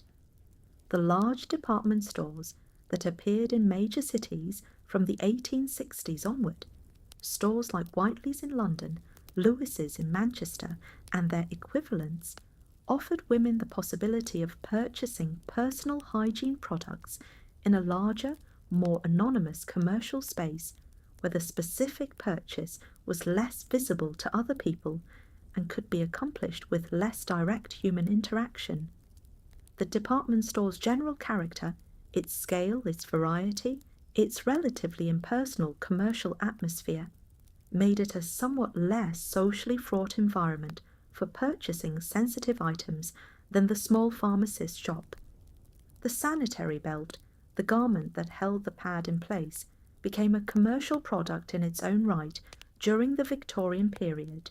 The belt was a simpler item to market than the pad itself because its function was slightly less obvious and its name slightly more innocuous. Advertisements for sanitary belts appeared with somewhat more directness than advertisements for the pads they were designed to hold. The belt was marketed to middle-class women as a practical domestic item, an improvement on the improvised arrangements that many women were using, a more reliable and more comfortable solution to the mechanical problem of pad retention. The pricing of commercial menstrual products placed them firmly out of reach for working-class women. The disposable sanitary napkins of the 1880s and 1890s were priced for middle-class consumption. Their cost per use was significantly higher than the cost of maintaining a set of reusable cloth rags, even accounting for the labour of washing. The commercial market for menstrual products in the Victorian period was therefore a class-specific market, serving primarily the women who had already benefited most from the domestic arrangements around menstrual management, women who had servants to do their laundry, access to privacy, and the financial resources to pay for convenience. The emergence of commercial menstrual products in the Victorian period was not simply a story of entrepreneurial opportunity meeting consumer need. It was a story of the gradual, hesitant, incomplete commercialization of a bodily function that social convention had declared invisible, a process that required the simultaneous development of the products themselves, the retail channels through which they could be sold, the advertising language that could indicate their purpose without naming it, and the gradual shift in social permission that made purchasing them a manageable act rather than an impossible one. The commercial history of the Victorian sanitary napkin is, in this sense, a social history compressed into a commodity. The relationship between the commercial development of sanitary products and the women's press is a story of gradual halting change in the conventions of acceptable advertising content. The women's magazines and domestic publications of the Victorian period, Cassell's Household Guide, The Lady, the various editions of Women's World, were the primary vehicles for reaching the female consumer market, and the editorial policies of these publications shaped what could and could not be said about menstrual products within their pages. Editors who were prepared to accept advertising for sanitary belts as health products were often unwilling to accept advertising that made the purpose of those products explicit. The conventions of acceptable advertising content were more restrictive than the conventions of acceptable private discussion, which were themselves more restrictive than the conventions of medical discourse. The mail order provision that developed in the Victorian period offered women another route to commercial sanitary products that bypassed some of the social difficulties of pharmacy or shop purchase. Mail order catalogues, including the large general catalogues like the Army and Navy Stores catalogue and the various department store catalogues that began to appear in the 1870s and 1880s included sanitary products among their health and hygiene listings, described in the same careful indirection as in other retail contexts. The advantage of mail order for the purchase of sensitive items was precisely its privacy. The transaction required no face-to-face interaction with a shop assistant or pharmacist, no moment of potentially embarrassing human contact around a purchase that could not be named directly. The chemist shop as an institution was transformed during the Victorian period in ways that affected the accessibility of menstrual products. The development of the large chain pharmacy, beginning with Jessie Boots, the chemist from the 1870s onward, created a new kind of retail environment for health and hygiene products. Larger, more impersonal, more focused on the sale of proprietary products rather than the dispensing of prescriptions. The increasing professionalization of pharmacy and the growing presence of female shop assistants in the pharmaceutical retail trade both contributed to an environment in which the purchase of sanitary products became somewhat less fraught than it had been in the earlier Victorian period, when the local pharmacist was almost certainly a man, and the interaction was almost certainly personal. The manufacturers who produced the earliest commercial sanitary products faced a specific challenge in educating potential customers about their products without being able to describe those products' purpose explicitly. The solution adopted by the most successful manufacturers was the use of free sample distribution, the provision of small quantities of the product, accompanied by careful descriptive literature to selected audiences through sympathetic channels. Free samples were distributed through women's magazines, through doctors' waiting rooms, through women's organisations, and through the networks of middle-class women's social connection. The sample reached the potential customer in a context of relative privacy, accompanied by literature that could say, in the privacy of the home, what could not be said in the public retail environment. The role of women's organisations in facilitating access to commercial sanitary products deserves more attention than it typically receives in the history of the subject.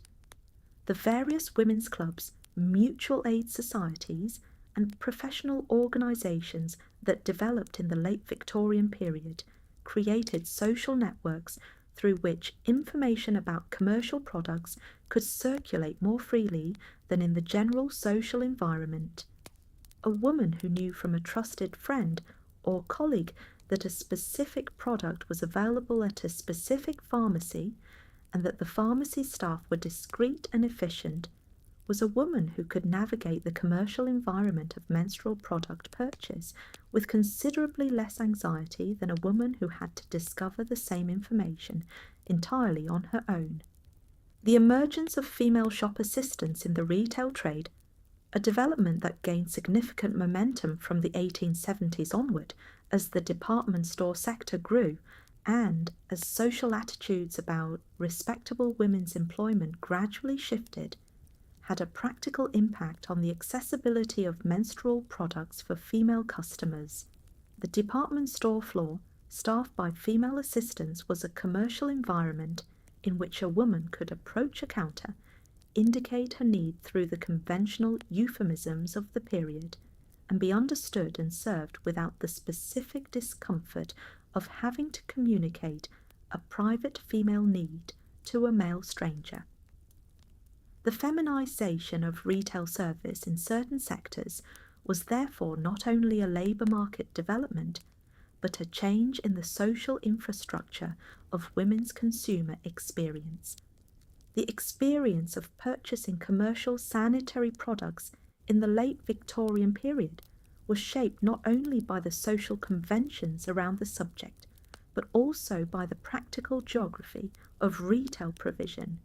In the major cities, London, Manchester, Birmingham, Edinburgh, the range of commercial outlets and the relative anonymity of the urban shopping environment made commercial purchase somewhat more accessible than in smaller towns and rural areas where the pharmacist or general merchant was known to the customer and where the commercial transaction took place in a context of local social knowledge. The rural woman who needed commercial sanitary products faced a more constrained retail environment than her urban equivalent and was correspondingly more dependent on either homemade solutions or the mail order channels that partially compensated for the limitations of rural retail geography. The cultural work done by the advertising of the first commercial sanitary products, the work of making menstruation visible enough to be commercially addressed while maintaining the fiction that it was not being named, created a new kind of public acknowledgement of menstrual experience that had not previously existed. The advertisement that referred to ladies' special requirements was making a statement, however euphemistic, that was new. A statement that the management of menstruation was a legitimate subject of commercial provision, that women's bodies had monthly needs that the market could address, that the private individual management of a private individual problem was, in some sense, a shared experience that commerce could serve. This commercial acknowledgement, limited and careful as it was, represented a shift in what could be made visible that would eventually make other kinds of visibility possible. By the end of the Victorian period, the commercial infrastructure for menstrual products existed in embryonic form, but it served a small proportion of the women who needed it. The majority of Victorian women ended the century as they had begun it, managing their periods with homemade cloth pads, their own laundry arrangements, and the private knowledge and private ingenuity that the social silence around the subject required them to develop entirely on their own. The history of Victorian menstrual management has been difficult to write, partly because the social silence that surrounded the subject in public life extended, with only partial exceptions, into the private record as well. The diaries and letters of Victorian women, the personal documents that historians most rely on for access to interior experience, are, on the subject of menstruation, often almost as reticent as the public sources, but almost is not entirely, and in the gaps and the silences and the occasional moments of relative directness, the personal documents of Victorian women do give us access to something of the inner experience of a biological reality that shaped their lives in ways the official record refuses to acknowledge. The diaries of Victorian women vary considerably in the degree to which they engage with the body and its processes. The diary, as a genre in the Victorian period, was understood as a semi-public document. Many Victorian women wrote their diaries with the expectation that they would be read by family members, and the conventions of the genre reflected this semi-public character. The most intimate bodily experiences were therefore often absent from diaries on grounds of decorum rather than irrelevance. What appears in Victorian women's diaries, when menstruation appears at all, is typically the minimum necessary to explain a change in activities or a change in mood, a brief note of being unwell, of keeping to one's room, of being unable to engage in usual activities. Queen Victoria's journals, which have been partially published and extensively studied, provide an interesting case study in this reticence. Victoria was a notably frank diarist in many respects, recording her emotional responses and her physical experiences with a directness that is sometimes surprising. But on the subject of menstruation, even Victoria's journals are silent. The births of her children, her experience of pregnancy, her recovery from childbirth, these appear. The monthly cycle that preceded and punctuated these events does not. The social conventions that governed what could be said, even in a private journal, intended for one's own record, shaped even the most powerful woman in the world. The letters between close female friends, and between mothers and daughters are, by contrast, occasionally more revealing.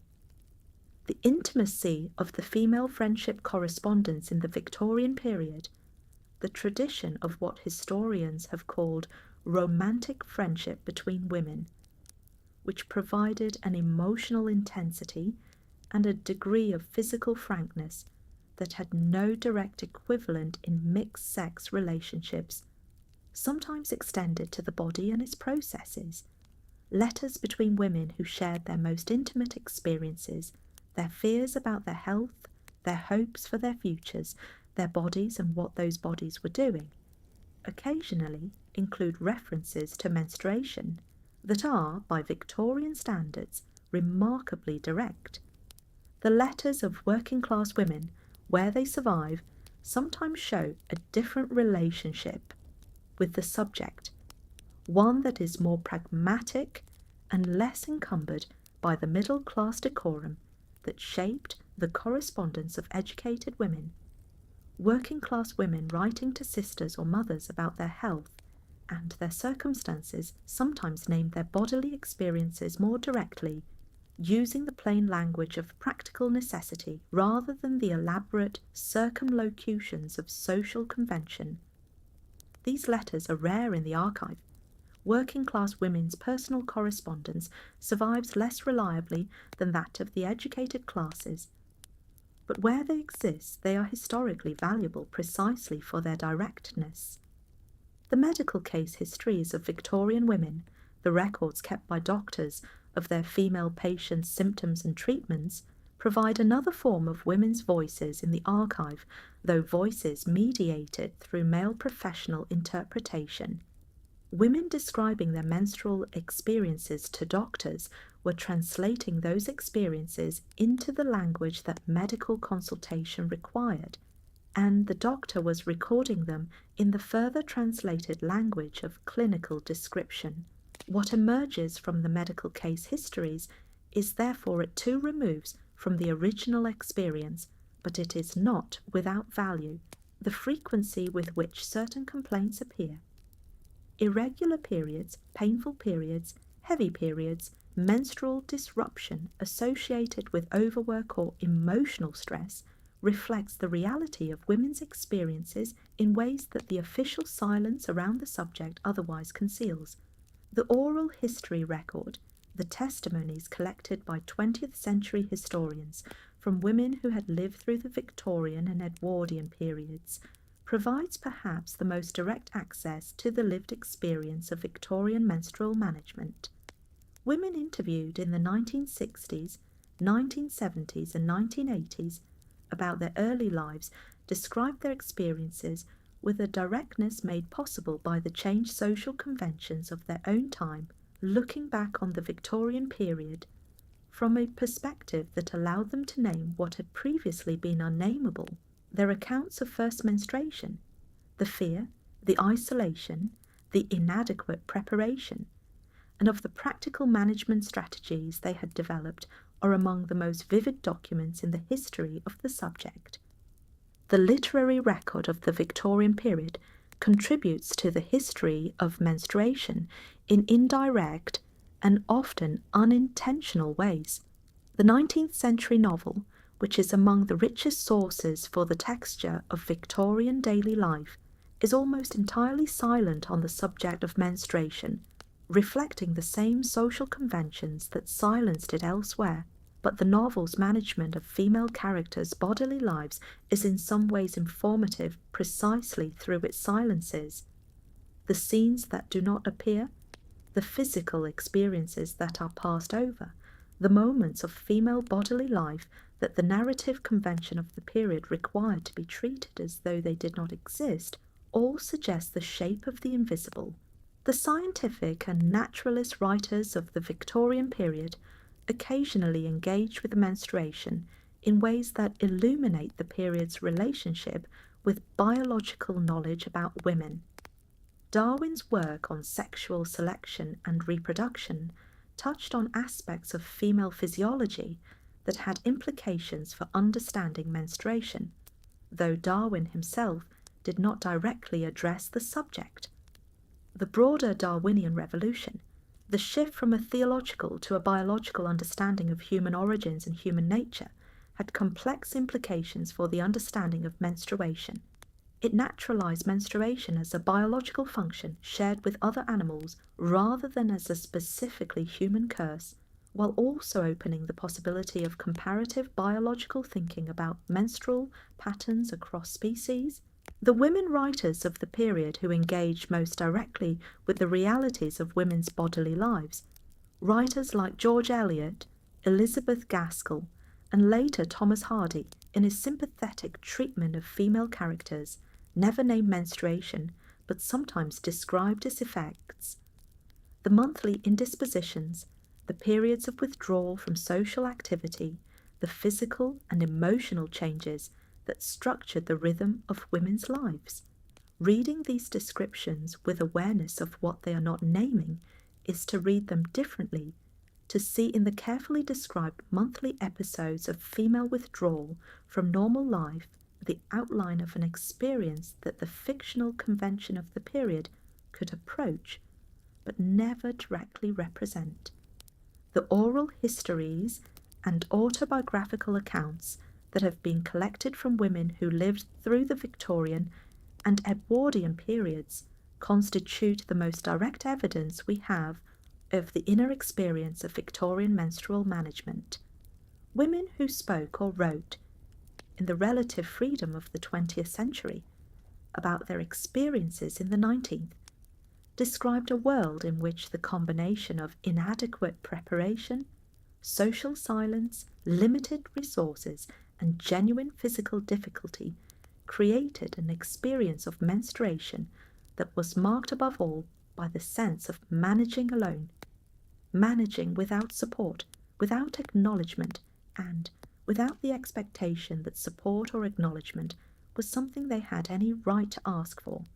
The friendship networks of Victorian women, the dense webs of female connection that historians have documented across class boundaries and geographic regions, served as one of the primary channels through which practical knowledge about menstrual management was transmitted.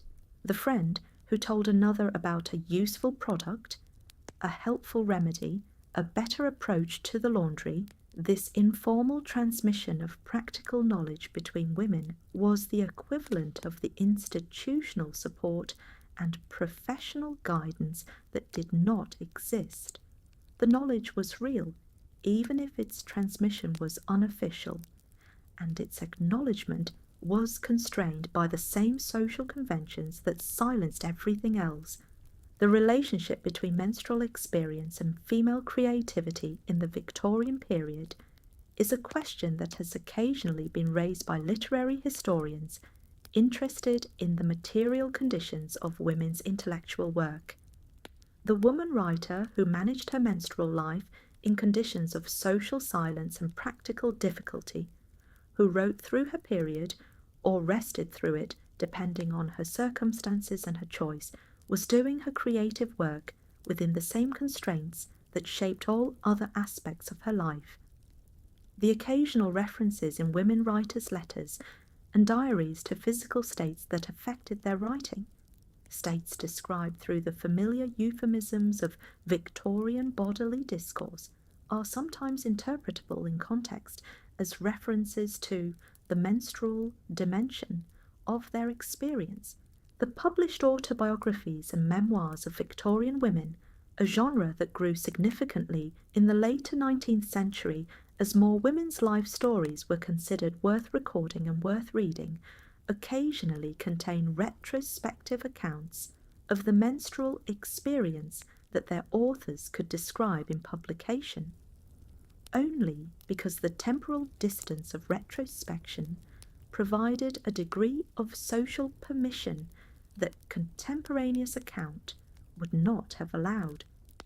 Women writing in the early 20th century about their Victorian girlhoods sometimes described their first menstrual experiences with a frankness and a feeling that was unmistakably genuine. The remembered fear, the remembered isolation, the remembered ingenuity of the solutions they had had to find without support. these retrospective accounts are among the most historically valuable documents in the history of Victorian menstrual experience. The relationship between the women's suffrage movement and the frank discussion of women's bodily experience is more complex than a simple story of liberation would suggest. The suffragists who argued for political equality often did so on grounds that deliberately avoided the bodily, that emphasized women's intellectual and moral capacities rather than their physical nature, precisely because the physical argument was the one their opponents most readily deployed against them. The strategy of arguing for political equality on grounds of intellect and character, rather than in spite of bodily difference, meant that the suffrage movement was often less explicitly engaged with the management of the menstrual body than might be expected from a movement ostensibly concerned with the full range of women's experience. The women who marched and organised and petitioned did so through their periods, as they did through everything else. But this fact was not part of the political argument they were making. What emerges from all these partial, incomplete, mediated sources is a picture of a generation of women who lived with a significant biological reality in a condition of near total social isolation. They could not discuss their menstrual experiences with their doctors frankly, because the social conventions of the consulting room were almost as constraining as those of the drawing room. They could not read about them in the newspapers or magazines that shaped their cultural world. They could not learn about them in school. They could manage them in the privacy of their own households, and they could occasionally share their experiences with the women closest to them in the language of intimacy that close female friendship allowed. And they did, quietly, persistently, across generations, building a body of practical knowledge and mutual support that existed almost entirely outside the official record. The Victorian medical profession's engagement with menstruation was characterized by a fundamental paradox. The doctors who theorized most elaborately about menstruation were almost always men who had no personal experience of it, who rarely saw their female patients in the physical context of their menstrual lives, and who worked within a social framework that made the frank exchange of information about menstruation between doctor and patient extremely difficult. The result was a body of medical theory that was simultaneously extensive and, in important respects, profoundly uninformed. The male doctors who dominated the medical profession in the Victorian period were not operating in bad faith. Many of them were genuinely concerned with the health of their female patients and genuinely believed that their theories about menstruation were correct and clinically useful. But they were working with limited data, gathered under constraining social conditions, interpreted through theoretical frameworks that were themselves shaped by social assumptions about female nature and female capacity that were not always distinguishable from the science they claimed to represent. The relationship between Victorian medical theory and Victorian social ideology was particularly clear in the case of menstruation. The medical argument that menstruation required rest and the conservation of nervous energy, the argument that intellectual work and physical exertion during menstruation were physiologically dangerous, mapped almost perfectly onto the social argument that women were unsuited to professional and intellectual life. The medical theory provided a scientific language for conclusions that the social ideology had already reached by other means. Whether the ideology shaped the theory or the theory supported the ideology was a question that contemporaries were not well positioned to ask, and that historians have subsequently debated at length. The concept of menstrual disability, the idea that menstruating women were genuinely physiologically impaired, in ways that affected their capacity for intellectual and physical activity was the central medical claim that shaped the Victorian period's treatment of women in professional and educational settings. The argument, in its most influential form, held that the energy required for menstruation was drawn from the same pool of nervous energy that powered intellectual work, so that the two activities were in competition, and that doing too much of one necessarily impaired the other. The woman who studied or worked during her menstrual period was therefore not merely breaking a social convention, but damaging her own physiology. The challenge to these ideas came, predictably, from the women who had most to gain from their refutation. The first generation of women to enter the medical profession, Elizabeth Blackwell, Elizabeth Garrett Anderson, Sophia Jex Blake, and their colleagues, were in the position of having to demonstrate by their own existence and their own performance that the menstrual disability theory was wrong. Their success in medical training and medical practice was itself a refutation, but a refutation that the medical establishment was slow to accept because it challenged assumptions that went well beyond the question of menstruation. The women doctors who entered practice from the 1870s onward brought to the doctor-patient relationship something that their male colleagues could not offer: the capacity for frank discussion of menstrual experience from a position of shared understanding. Women patients of women doctors could discuss their menstrual health more directly without the social mediation required by the mixed-sex consulting room, and receive guidance that was grounded in a fuller understanding of what menstrual management actually involved in daily life. The development of the woman doctor as a recognizable professional figure was therefore not only a social and political development, but a health development, a change that improved the medical care available to the women who sought it. The gynecological specialism that developed in the Victorian period was itself a site of considerable complexity in its relationship with menstruation. Gynecology, the medical specialization focused on women's reproductive health, emerged as a distinct discipline in the middle decades of the 19th century, producing surgeons and physicians who claimed particular expertise in the management of menstrual disorders and other aspects of female reproductive health.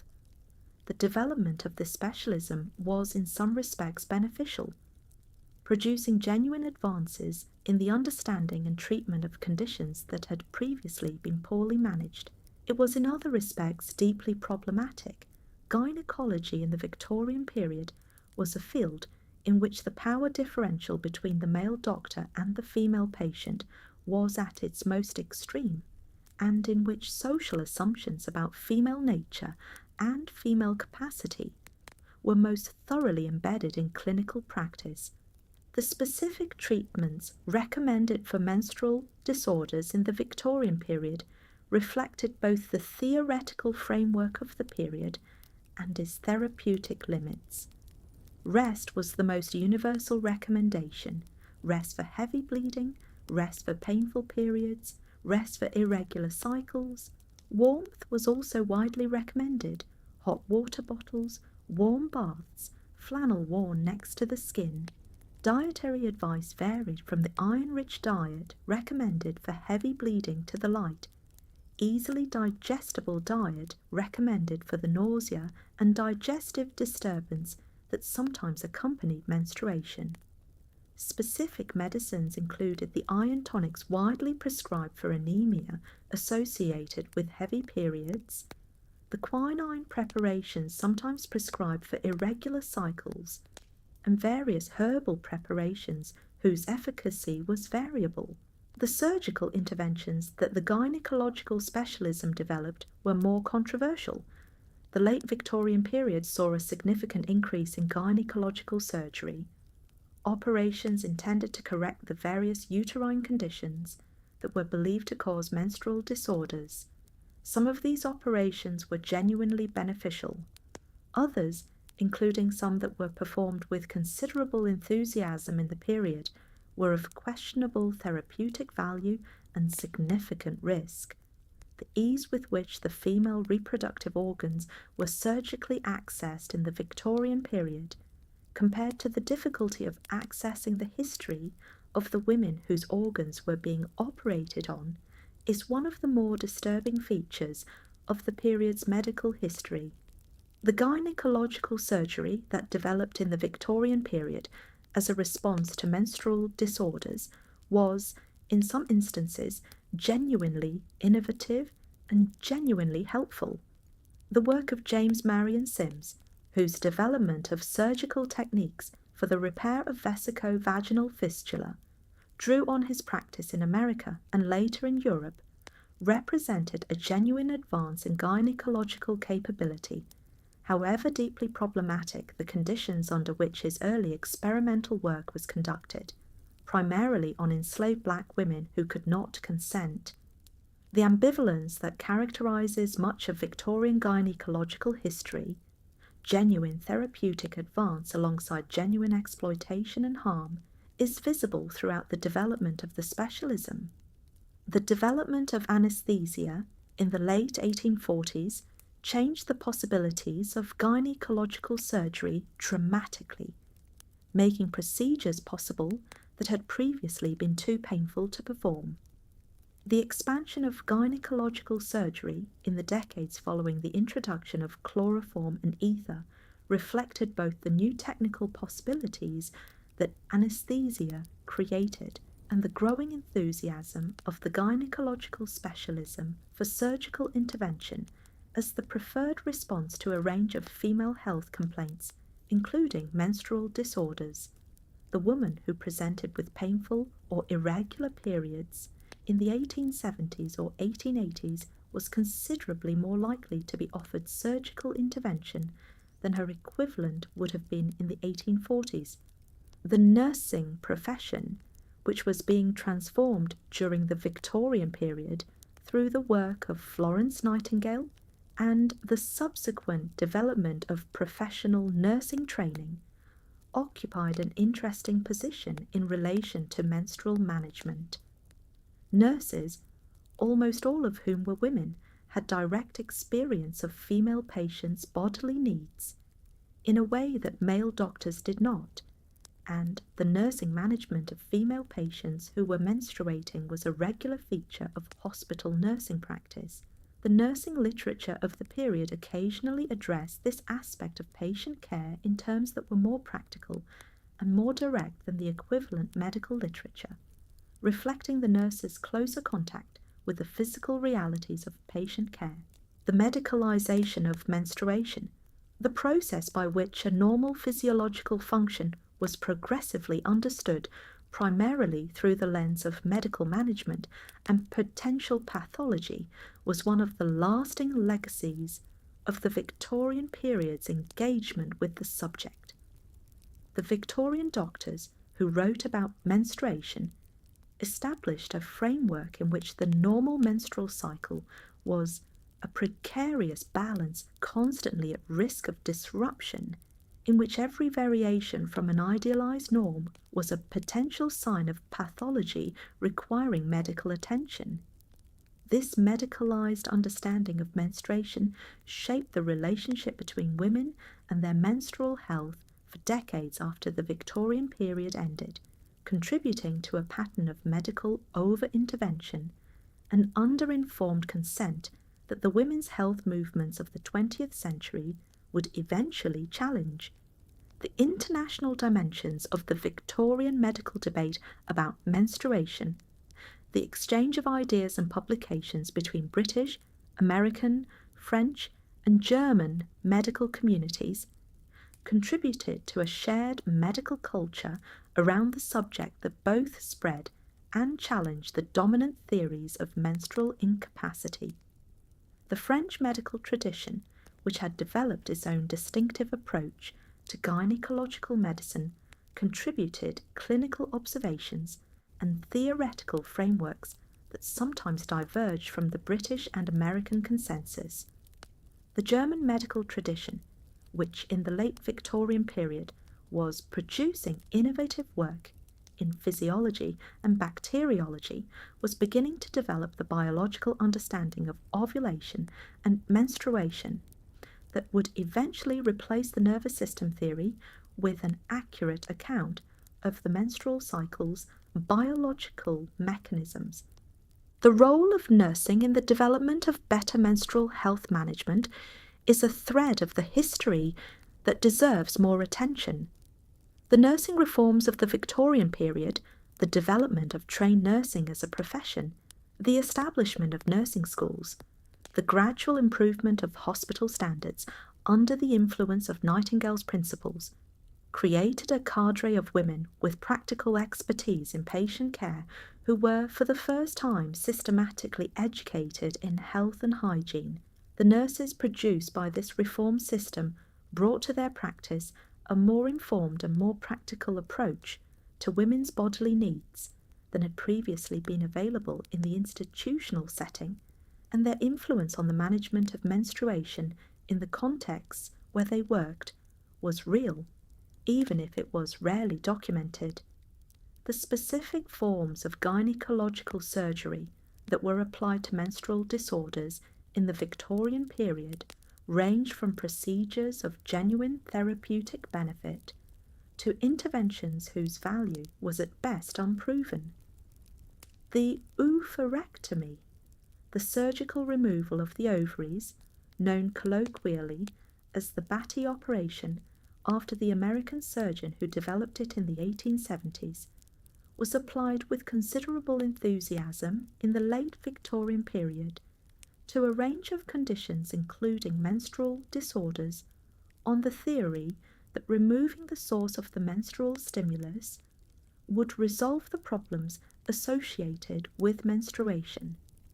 The operation did resolve the menstrual problem permanently, but it also produced surgical menopause with all its attendant consequences, a trade-off whose value for the women who underwent it was not always clearly in their favour. What the Victorian male medical gaze fundamentally missed, in its extensive theorising about menstruation, was the lived experience of the women it was theorising about, the actual daily reality of managing a monthly biological process in the social and economic conditions of Victorian life. The doctor in his consulting room, receiving carefully filtered accounts of carefully selected symptoms from women who could not speak frankly about their bodies, was not encountering menstruation as it was actually experienced. He was encountering a representation of it, shaped by the social conventions that made direct discussion impossible, and building theories on that representation that were consequently partial, distorted, and frequently wrong in ways that the women they described were not in a position to correct. The Victorian period did not end with a single decisive moment, and neither did the particular set of conditions that had shaped Victorian women's experience of menstruation. The transition from the Victorian era to the Edwardian and the early 20th century was a gradual process in the specific area of menstrual management, as in the broader social changes of the period, in which some things changed substantially, while others proved remarkably resistant to change. The changes that occurred toward the end of the Victorian period and in the early decades of the 20th century were shaped by several converging forces: the women's suffrage movement and the broader feminist politics that surrounded it, which made women's bodies and women's rights subjects of public discussion in new ways. The health reform movements that had been building since the 1880s, which were beginning to produce genuine changes in the institutional management of girls' health. The commercial development of sanitary products, which was slowly creating a market infrastructure that had not previously existed, and the changing conditions of women's lives more broadly as they entered new occupational settings and new educational environments that created new practical demands. The suffrage movement's contribution to the history of menstrual management was indirect but real. The women who argued for votes and for full civic participation were also arguing implicitly against the medical theory that menstruation made women physically and intellectually incapable of the demands of public life. The suffragists who stood in the street, who spoke on platforms, who organised campaigns and demonstrations and political actions, who did all of this month by month, regardless of their menstrual status, were living refutations of the incapacity theory, their visible competence, and their visible participation in demanding intellectual and physical activity during every phase of their cycles, made the menstrual disability argument progressively more difficult to sustain. The first quarter of the 20th century saw the introduction of the disposable sanitary napkin to mass market retail in a form that was genuinely accessible to a large proportion of women.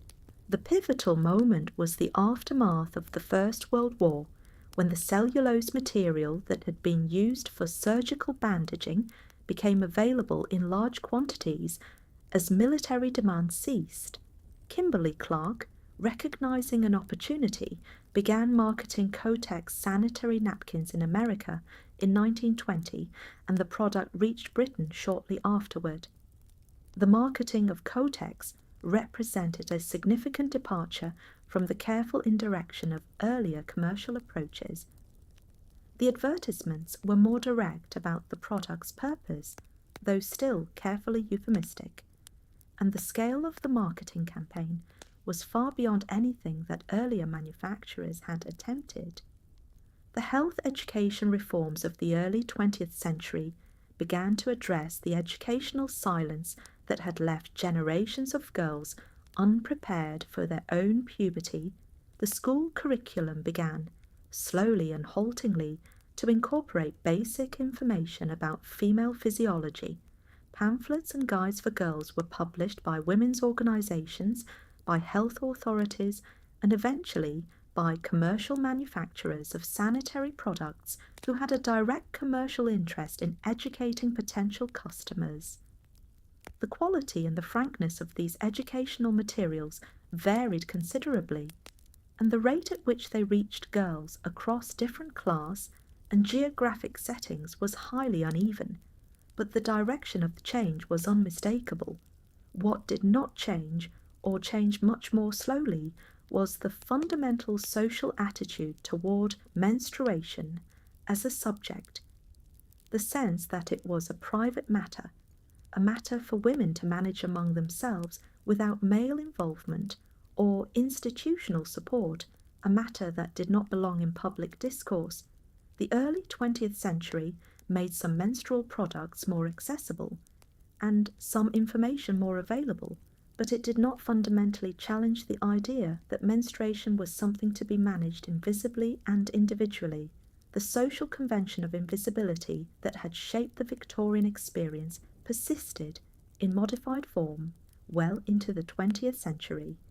The experience of women in the workforce during the First World War, women who took on heavy industrial and logistical roles that the Victorian medical establishment had declared them physiologically incapable of, demonstrated definitively that the menstrual disability theory was empirically unsupported. Women who had been told that they needed rest during their periods spent the war years operating machinery, driving vehicles, managing complex administrative systems, and doing all of this 12 months a year without the special accommodation that the theory had prescribed. The war did not make this point explicitly in public discourse. The connection between women's wartime performance and the refutation of menstrual disability theory was rarely made directly, but it was made in practice, and the practice was visible. The history of Victorian menstrual management, seen from the perspective of a century or more later, tells us several things simultaneously. It tells us about the practical ingenuity of women who managed a universal biological reality without institutional support, without commercial provision, and without the social permission to discuss what they were doing. It tells us about the relationship between social ideology and medical theory, and the ways in which the medical profession's understanding of women's bodies was shaped by cultural assumptions that had nothing to do with physiology. It tells us about the distribution of knowledge and power in a society where the biological realities of female life were simultaneously universal and officially invisible. It also tells us about resilience, the quiet, persistent, largely unacknowledged resilience of women who navigated a demanding physical reality in demanding social and economic conditions, generation after generation, without the support structures that made similar navigation easier for men. The Victorian woman who managed her period at the factory, at school, at the domestic hearth, in the privacy of a shared bedroom, or the relative luxury of a private room, she was doing something that required real skill and real persistence, something that the culture around her refused to name, and she was doing it alone. The silence that surrounded menstruation in the Victorian period was not merely a Victorian peculiarity, it was an expression of something deeper and more durable. The consistent tendency to treat female bodily experience as a private matter, as something outside the scope of public concern, as something that women should manage individually and quietly without troubling the institutions or the individuals around them with its existence. That tendency did not end with the Victorian period. It persisted in different forms and with different justifications well into the 20th century and beyond. The history of how Victorian women managed their periods is not only a historical curiosity, it is the history of a problem that took a very long time to be recognised as a problem at all. The First World War's role in challenging the menstrual disability theory was part of a broader wartime disruption of gender norms that had profound long-term consequences. Women who managed munitions factories, drove ambulances, worked in hospitals close to the front lines, and performed every kind of physically and intellectually demanding work that the war required did so month after month without the special accommodation that the Victorian medical establishment had prescribed. The practical demonstration of female capacity under the most demanding conditions imaginable, conditions that even the most determined defender of menstrual incapacity could not dismiss as insufficiently challenging, was a form of evidence that theoretical argument had not previously been able to supply. The interwar period saw the consolidation of the commercial sanitary product market in Britain and America in ways that made disposable sanitary napkins genuinely accessible to a large proportion of women for the first time. The marketing strategies that developed around Kotex and its competitors in the 1920s represent a significant moment in the history of the subject. The first time that menstruation was addressed in mass market advertising in terms that were, if not direct, at least consistently euphemistic rather than entirely opaque. The transition from the Victorian system of entirely private, entirely homemade, entirely unacknowledged management to a system in which commercial products were widely available and mass marketed was not complete by the end of the Victorian period, but its foundations were laid. The women's health movement that developed in the late 19th and early 20th centuries, the movement that produced the health education pamphlets, the reform of girls' physical education, the development of women's medicine, was also a movement that began to challenge the social silence around menstruation in ways that were genuinely novel. Writers and reformers who argued that women needed accurate information about their own bodies, that ignorance of menstruation was harmful to girls and women, that the management of menstrual health required frank acknowledgement rather than social suppression.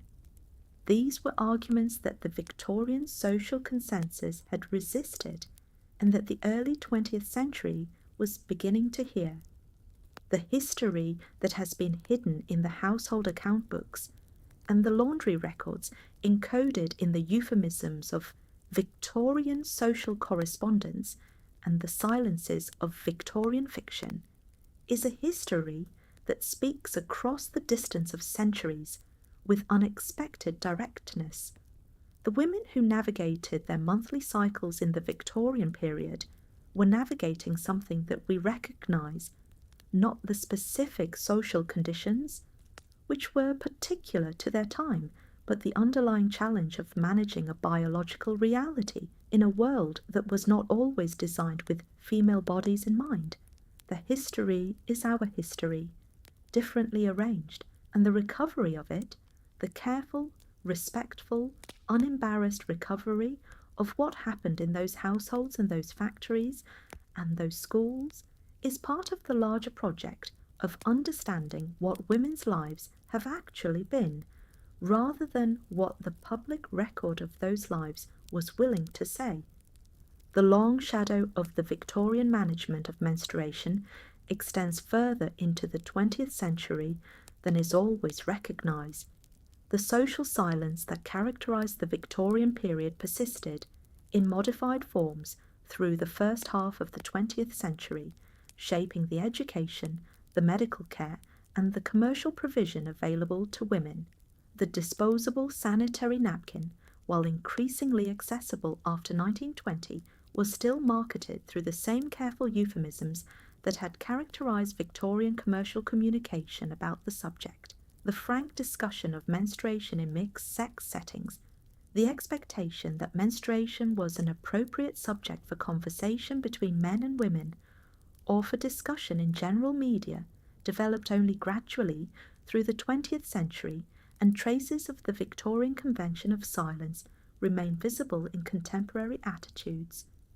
The women's health movement of the 1970s, which produced significant challenges to the medicalisation of menstruation and significant advocacy for women's right to accurate information about their own bodies, was, in many respects, the culmination of a process that had been building since the Victorian reform movements of the 1880s. The argument that women deserved honest, accurate, accessible information about their menstrual health, that the social silence and institutional neglect that had characterised the Victorian management of the subject were forms of harm, was an argument that took nearly a century to move from the margins of the women's reform press to the mainstream of health policy and medical practice.